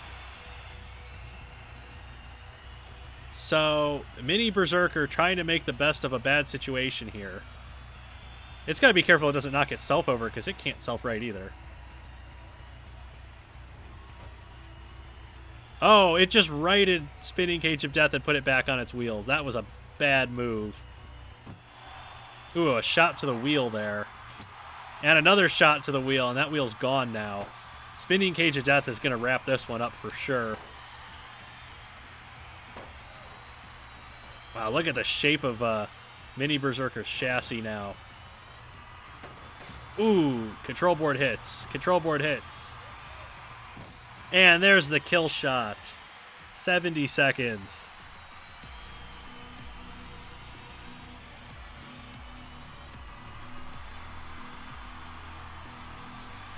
So that is 3 points to Eeveeon, who take the lead in the match, 3-2. Because Armchair Engineers only got a TKO for 2 points. So Eeveeon takes the lead in the match, heading into the heavyweights now, where they bring Spike 6, which is a double front-hinged flipper.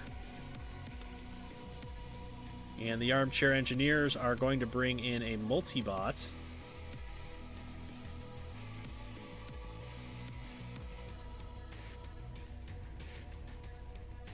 Oh no, the game crashed, because that's what Robot Arena 2 does. Poor Mini Berserker just can't compete with the middleweights. I know, and it's got a lot of weapon power, too.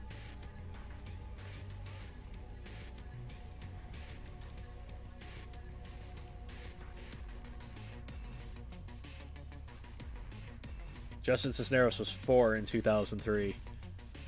Yeah, that kind of shows my age a little bit, doesn't it? I remember playing Robot Arena 1. Oh, wait, I gotta do a multi-bot match.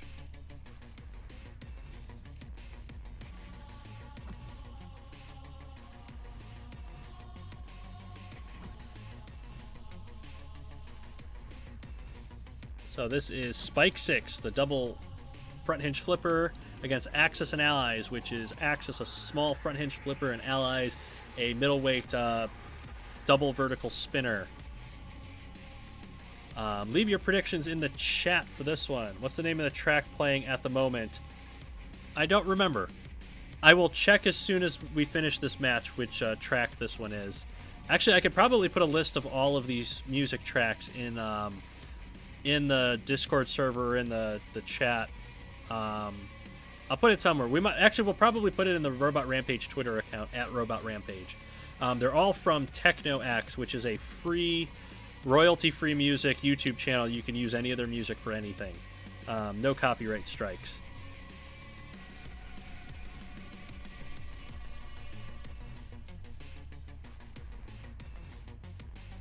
Axis and Allies, Spike 6, Axis and Allies. Alright, let's see which one of them wins. Justin still uses a rotary telephone. We still have a rotary telephone, but it's not plugged into anything. Oh, hold the phone. Spike 6 is not as low as Axis is. Or maybe it is as low as Axis is. He's going to toss Axis on its back and take some shots from Allies. It almost turned Allies over just by turning. He's going to take a shot to the rear from Allies. I think Spikes is just trying to get rid of the flipper first. Although I think Allies, the vertical spinner, is the bigger threat here. Holy crap, look what they've done to Spike 6. And they've pinned it against the grinder. Oh, but it spit it out. Grinder, why do you have to do that? I'm going to try that one again. Axis kind of reminds me of Ming too. And maybe a little bit. Oh, they did not collide that time. Oh, hold on. Spike 6 was able to get Allies and Axis to collide there. Allies is upside down.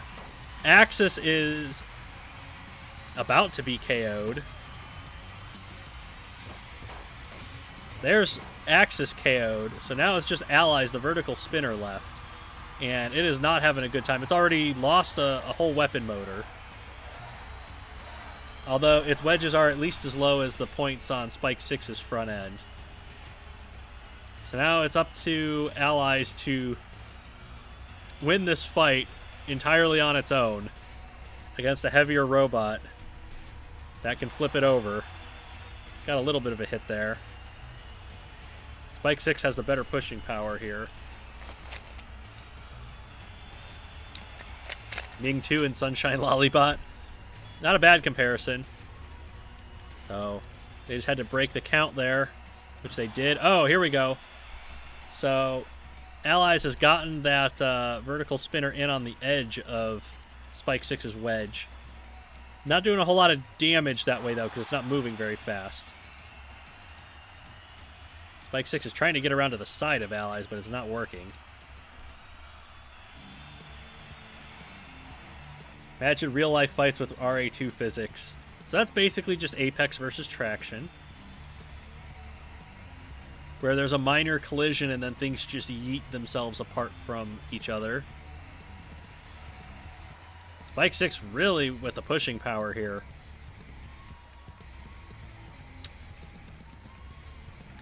Not sure if it's trying to stop Allies from using its weapon or just trying to demonstrate control if this goes to the judges. It's tipped Allies over, and now it's gotten underneath it, and it's going to throw it up on top of the wall. Almost had it over. That would have been pretty cool. I still don't know how we would classify that. If one of the mini-bots goes out and the other one's KO'd, how that would be classified. I think that would be classified as a ring out versus a KO. Oh, physics, why did you do that? That was funny, but why did you do that to us?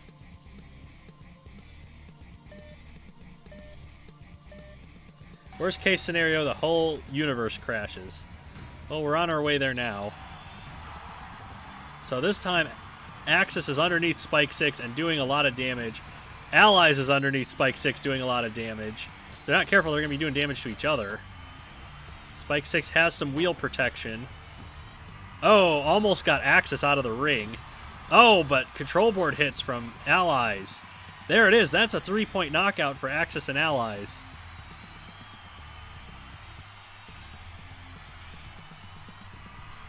So the multibot finally gets a knockout.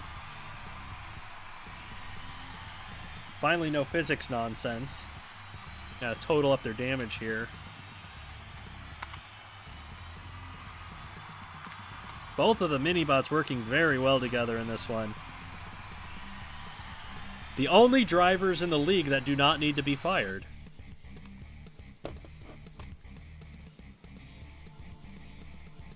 So now, we have still a close match. It started out with 2 points for the Armchair Engineers. Eeveeon went up 3-2, and now the chairs have gone up 5-3. So, Armchair Engineers have doubled their win total, and they're leading the match.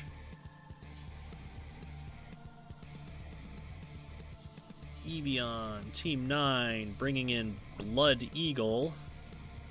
And the Armchair Engineers, Team 8, bringing in Smashy McSmashface. So we have Blood Eagle with this huge battering ram of axe heads, and Smashy McSmashface with 5 hammers. Smashy is designed to look like it was built in Robot Arena 1.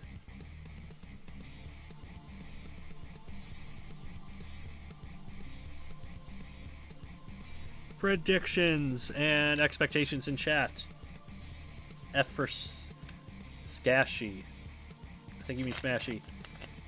Go Engineers. How many hammers is too many hammers? There's never enough hammers. I've watched Top Gear. I know how things work. A lot of people going with Blood Eagle on this one. Those hammers were brutal last week. Going for Smashy. I mean, Smashy could do a lot of damage to Blood Eagle. Blood Eagle got 3-hit KO'd by Abrin, which is a hammer bot in the Super Heavy. So let's see if Smashy can repeat that success, or if Blood Eagle has learned from their defeat. Smashy got stuck to the wall. Let's see if he can get down from it.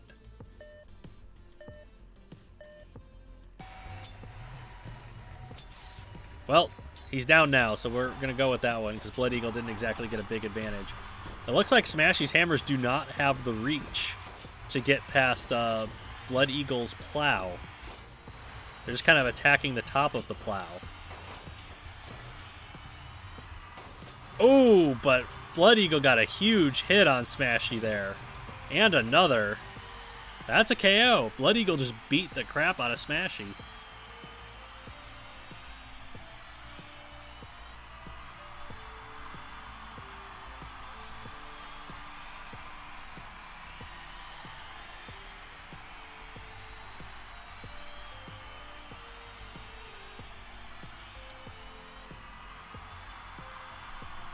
So there we go.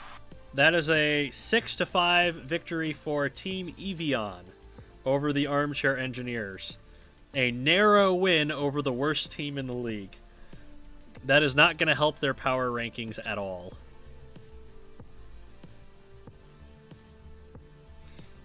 Who currently has the fastest KO? I think the fastest knockout is in the somewhere between 10 and 20 seconds. I don't remember exactly what it was. It was like 16 seconds. It might be Abrin. It might actually be Abrin. Drigger has a 16-second KO as well, Burnout says. There have been some quick knockouts. There have been some 4-second ring-outs as well, mainly on Sludge. So now we're going Team 7, which is the Moscow Mantines, all the way from Russia. And they are facing Team 11, the C Team, which is one of the power teams right now. So, Hailstorm 4, a front-hinged flipper, Brickface, a sit-and-spin thwack bot with kind of an angled thwacker, a little bit like BattleBot T-Rex was. Leave your predictions for Hailstorm and Brickface.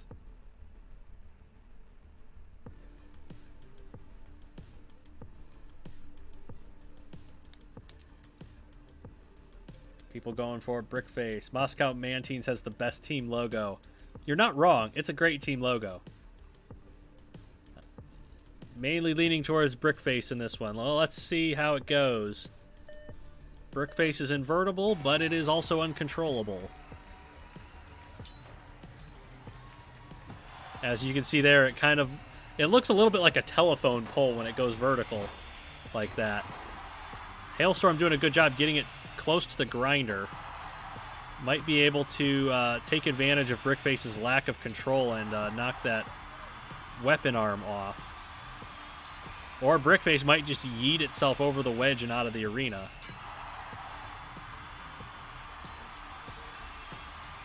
It's trying to use the blunt end of those spikes to hit Hailstorm to the side, which isn't working so well. Although it is doing a fair bit of damage to Hailstorm and keeping them at bay, so that might be a good strategy until they break their weapon arm off. So now, Brickface, well, it was just beating Hailstorm with its blunt end of its stick, but now it's just a box with wheels. And Hailstorm is... Well, I was going to say Hailstorm's just got to wrap this one up, but Brickface is going to do it for it, apparently. Oh, but good usage of the hazards by Hailstorm to push it back into the other grinder. Hailstorm might get a 3-point KO here if it's careful. If it can get enough damage on that grinder. Nope, it's going to back off to break the pin so it can get the TKO. Guaranteed 2 points. Not a bad way to win a match. So there we go. 95 seconds. A win by TKO for the Mantines.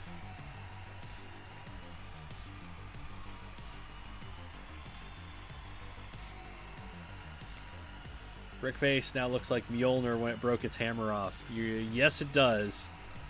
Brickface, its own worst enemy. Unsurprisingly, it's a wild card. Yeah, that's Brickface, all right.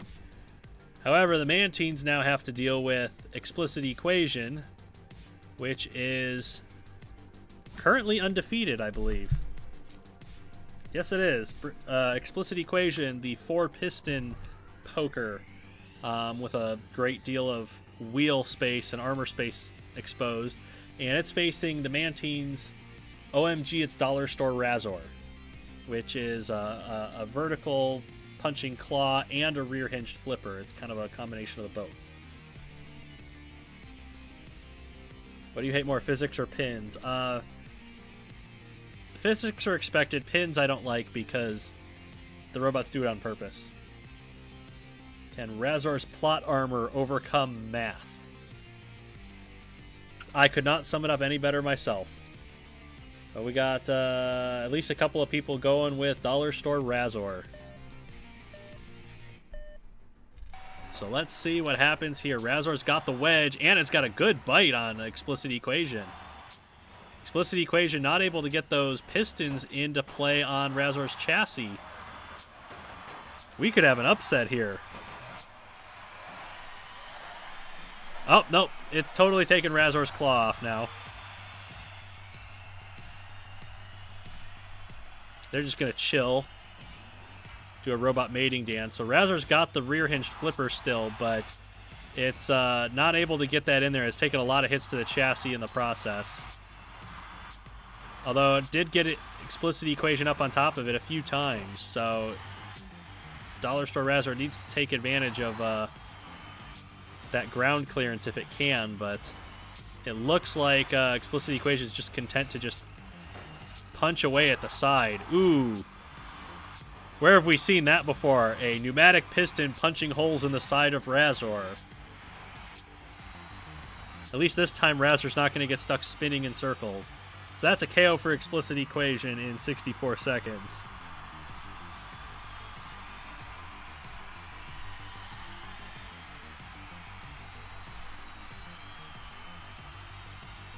Razor put up a good fight, just not quite good enough.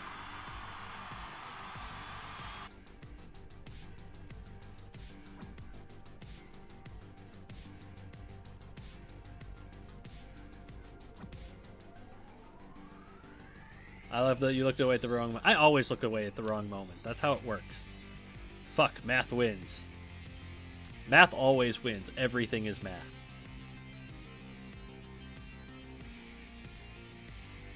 Mike looks away for a second. Razor loses everything. Yeah. Okay, next match, or next fight in this match is Tougher Than Nails, kind of a side hammer thing, and Steel Dragon 2000, which is kind of a biter pincher thing. It's got overhead axe type weapon and rear hinge flipper type weapon working together. So, Tougher Than Nails and Steel Dragon 2000.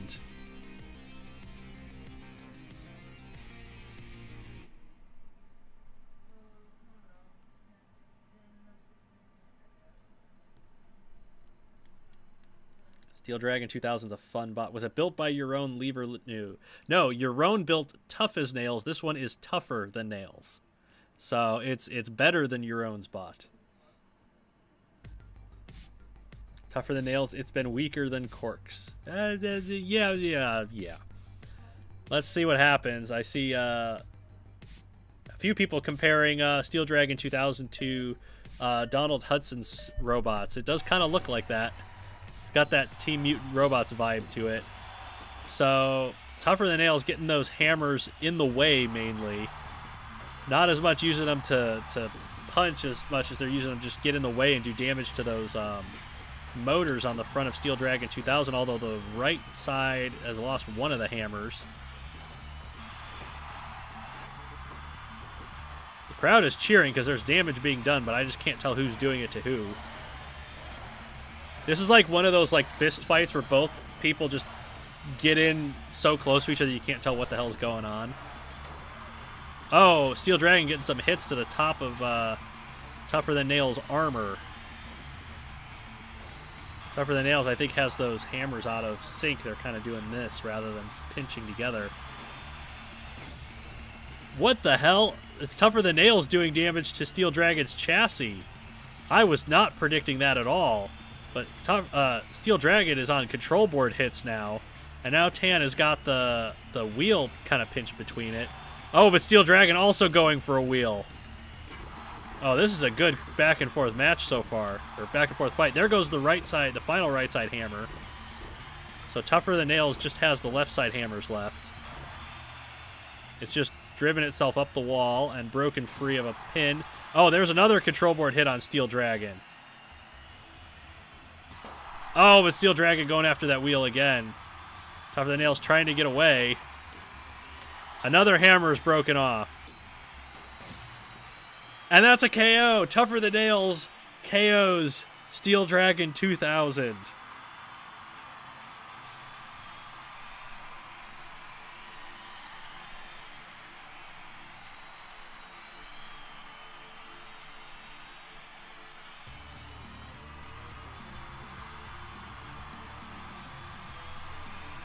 So now, the Moscow Mantines have a 5-3 lead in this match over the C team, which is one of the top-ranked teams.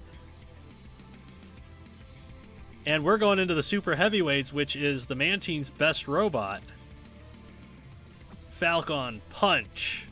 Excuse me. C team is Team 11. So they have Hygiene. So now, we have an interesting matchup here because Falcon Punch is sit and spin kind of thwackbot style thing. It's got a lot of these damaging fists all the way around it. It makes fantastic armor, but it's slow. And Hygiene is an extremely fast rammer with a lot of spikes in the front and 8-wheel drive. So, if there's any robot that's fast enough to take advantage of Falcon Punch's sluggishness, it would be Hygiene.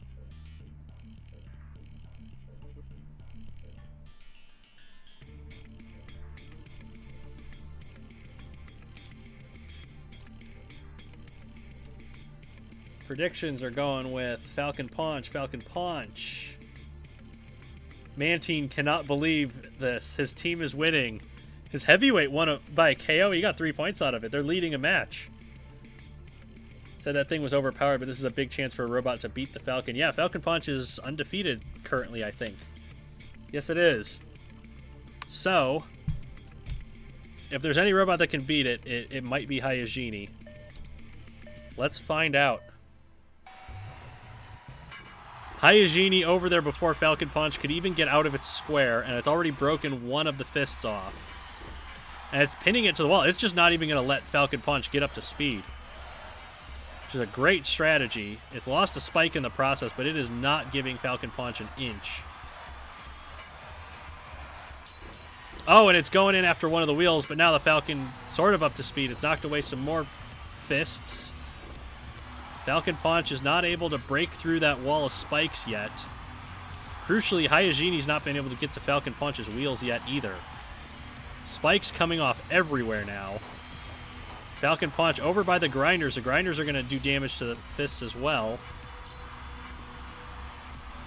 Hygiene just kind of gobbling down those fists. Falcon Punch needs to get away from the corner. It's going to risk being counted out. It's lost more fists. That one wheel is definitely looking exposed. Hygiene just drives over the grinder because it doesn't care. Falcon Punch trying to backhand Hygiene. And there goes the rest of Hygiene's weapons. So Falcon Punch has lost probably about 50% of its fists, but now Hygiene has no damaging weapons left. And it's lost a right front wheel. Crucially, though, it still has the drive power that Falcon Punch does not have.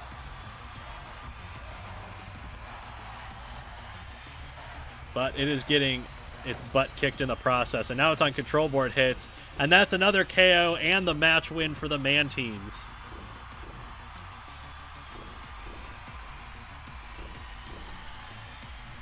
$17,000 points of damage.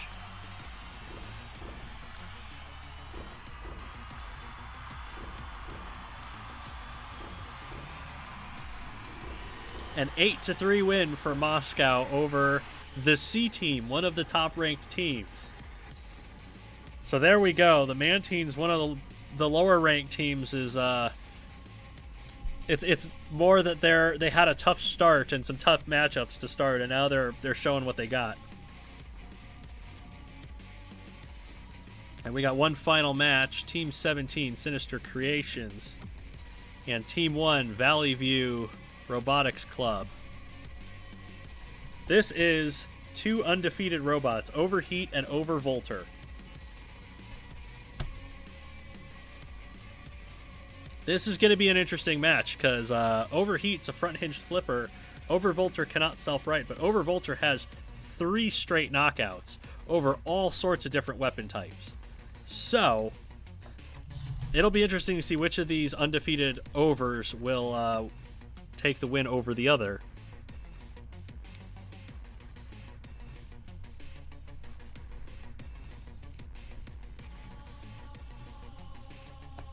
A lot of people are going with Overvolter on this one. Ace, since it's going to be overwhelming. I think it's going to be over quickly. Let's find out. Oh, so Overvolter missed the first shot, and Overheat is just tossing it away. Oh, but look at that next hit from Overvolter right in the gap in Overheat's chassis. They just kind of touch tips on that hit there.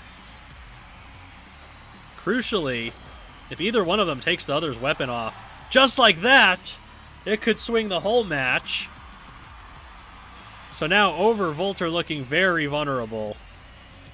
Not invertible. Somehow it's underneath Overheat. And it's going to push Overheat around. Okay. I didn't see that one coming. Overheat might have lost control of its weapon. It's just firing it randomly. Radio issues are not just a thing for the sit and spin AI, but Overheat's going to use up a lot of battery power retracting that that weapon motor constantly. That might be a good strategy on Overvolter's part to just get Overheat to waste its limited battery power. Yeah, you can see that retraction is getting a lot slower. It's running low. Man, axes are fragile. Yes, they are. Extenders are much more fragile than damaging weapons and spikes. It'll be interesting to see if this went to the judges. We're at 90 seconds right now, but if this gets to the judges, it'll be curious to see how they score the damage, because Overvolter has taken almost no chassis damage, but it lost its whole weapon. Overheat has... I mean, look at it. It looks like somebody chewed up and spit out a Tootsie Roll. It's just crushed. But it still has its weapon. So it'll be really curious to see if the judges get called into play here, how that's going to get scored. Overvolter not really making that battery draining strategy work too well. Overheat looks like it's going to make it to the end of this fight just fine. So that's probably not going to work in Overvolter's favor, especially if they end up on top of Overheat's wedge.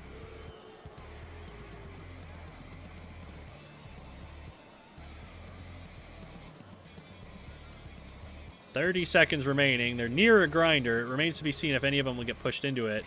Although Overvolter's trying to get Overheat's wheel into the grinder. Overheat expertly steering away from that. Well. Oh, Overheat's the one that got underneath this time.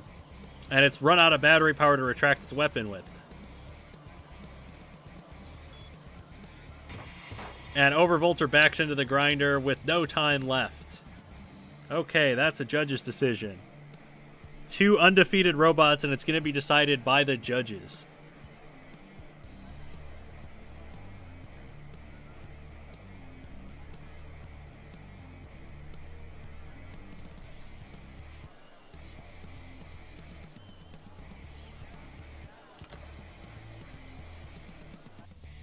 That's the closest judge's decision yet. It might very well be. We've not had very many close judges' decisions yet. It's been all like 20 to 30 type of decisions. We haven't really had anything much closer than that.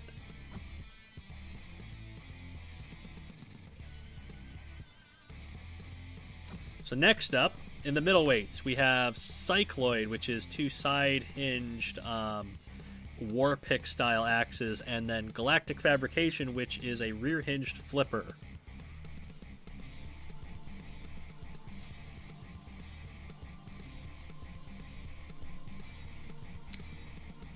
Bad driving incoming is right. I would ask for predictions, but everybody's going to predict Cycloid because Galactic Fabrication is an expert at throwing away fights that it has wrapped up. Then again, there's 360-degree ring-out zones, so there's a chance that Galactic Fabrication could get a win.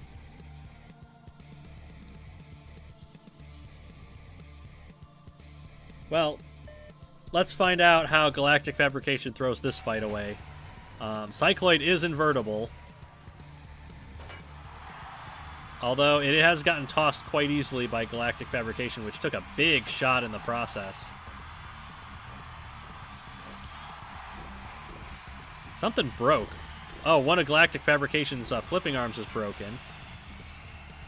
Cycloid is not having any luck trying to maneuver. Galactic Fabrication is just tossing it around like crazy.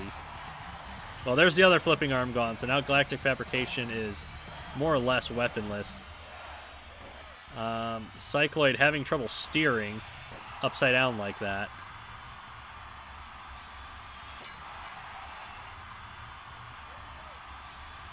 It's kind of... Oh, wow, what a kill shot. I was about to say it was kind of running on those armor plates, but the big kill shot all at once. I just need the time on that one.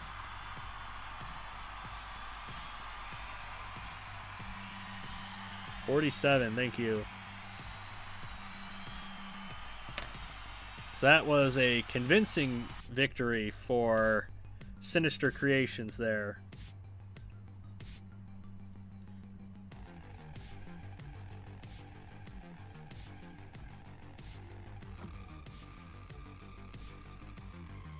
Next up is the heavyweights, Omnipresence and Cinnamon. This is interesting because Omnipresence is a sit and spin flail thwack bot. It has 4 flails on arms. Cinnamon is that spiked scoop rammer. If it can get in on Omnipresence, it could definitely pick it up and put it anywhere. But Omnipresence can do a lot of damage to the side of robots with those really long flails and could get around to the side of that that scoop. These are kind of two robots that are like kind of perfectly designed to fight each other. So leave your predictions for Omnipresence and Cinnamon.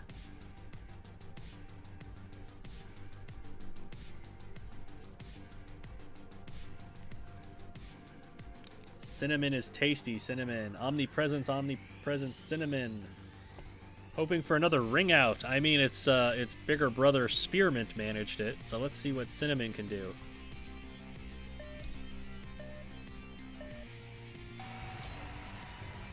Then again, Cinnamon has a habit of falling over. It's broken one of the flails off. Not able to quite get all the way inside Omnipresence's weapon. Although it was up against the wheel. Oh, it's going to back its own wheel into the grinder. Don't do that. Oh, that was a big collision. I'm going to allow it on the basis that it didn't really affect the outcome. That just kind of separated them. I'm going to have to restart it now.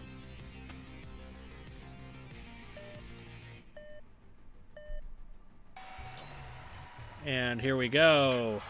Oh, an entire arm just came off there. So that's going to leave Omnipresence vulnerable in that spot. There goes another flail off.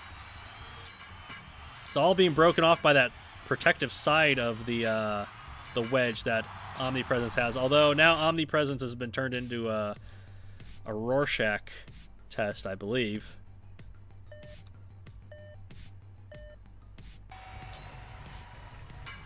Third try. There is a flail that is off. Up. Oh, that's Omnipresence being tossed straight up in the air. Try it again. It went into the floor. Yes, it did. Omnipresence getting a lot of hits, and it's to the side to those wheels, but it's lost an entire arm now. And now to space with them.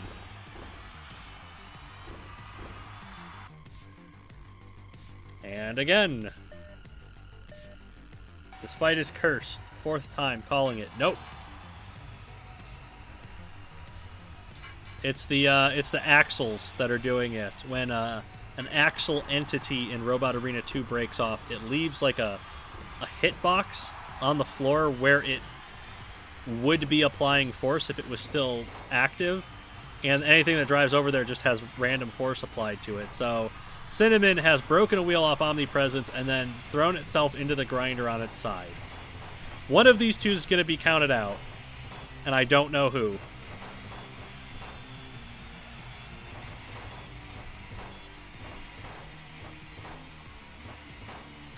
Omnipresence got counted out. I'm going to ask Burnout what he thinks of that finish, because in this situation, we would count out Cinnamon as the loser, because Omnipresence could have theoretically broken the count if it wanted to, but Cinnamon was completely immobile.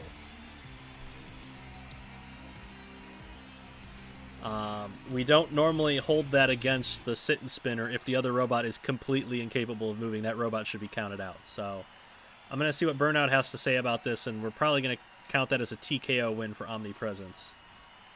Win for Omnipresence. Yes, all right, that's TKO.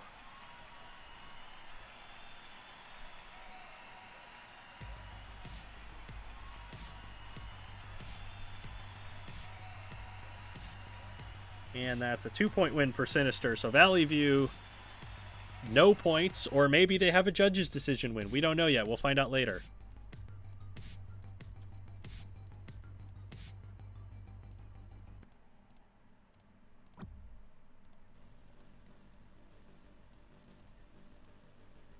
All that is left, our final super heavyweight fight of our final match, Rabid Fox and TekonoAxe.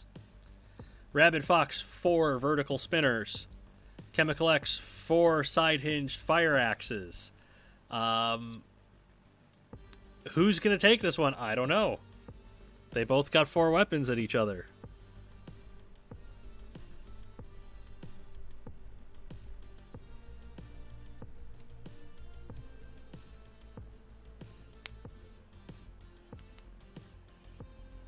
Anticlimactic, yes. Final fight of the night. Saw Galactic Fabrication not throw a fight and went, I got you, bro. Pretty much. Rabid Fox. Lots of people getting on Rabid Fox's side here. Baron Goal has finally made it to a stream. Welcome, Nick. You're here just in time for the very last fight. It is Rabid Fox of Sinister Creations and ChemicalX of Valley View Robotics Club. Valley View has currently no points yet because we don't know a judge's decision yet. So we're going to see what happens. So ChemicalX already lost 2 axes on the first hit. But it's put Rabid Fox upside down, where it's very dangerous still because it's still got those weapons running. All of the axes are gone now. ChemicalX is down to just a Rambot with those defensive spikes. Rabid Fox cannot move.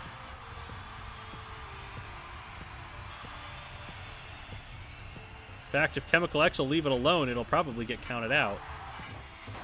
It's going to put it over to the grinder to try to make sure.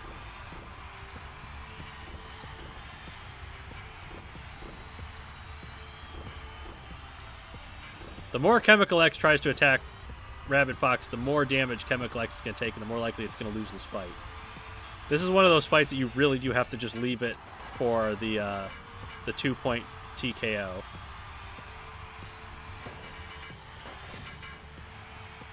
And that's the knockout. That was what Rabid Fox needed. 59 seconds.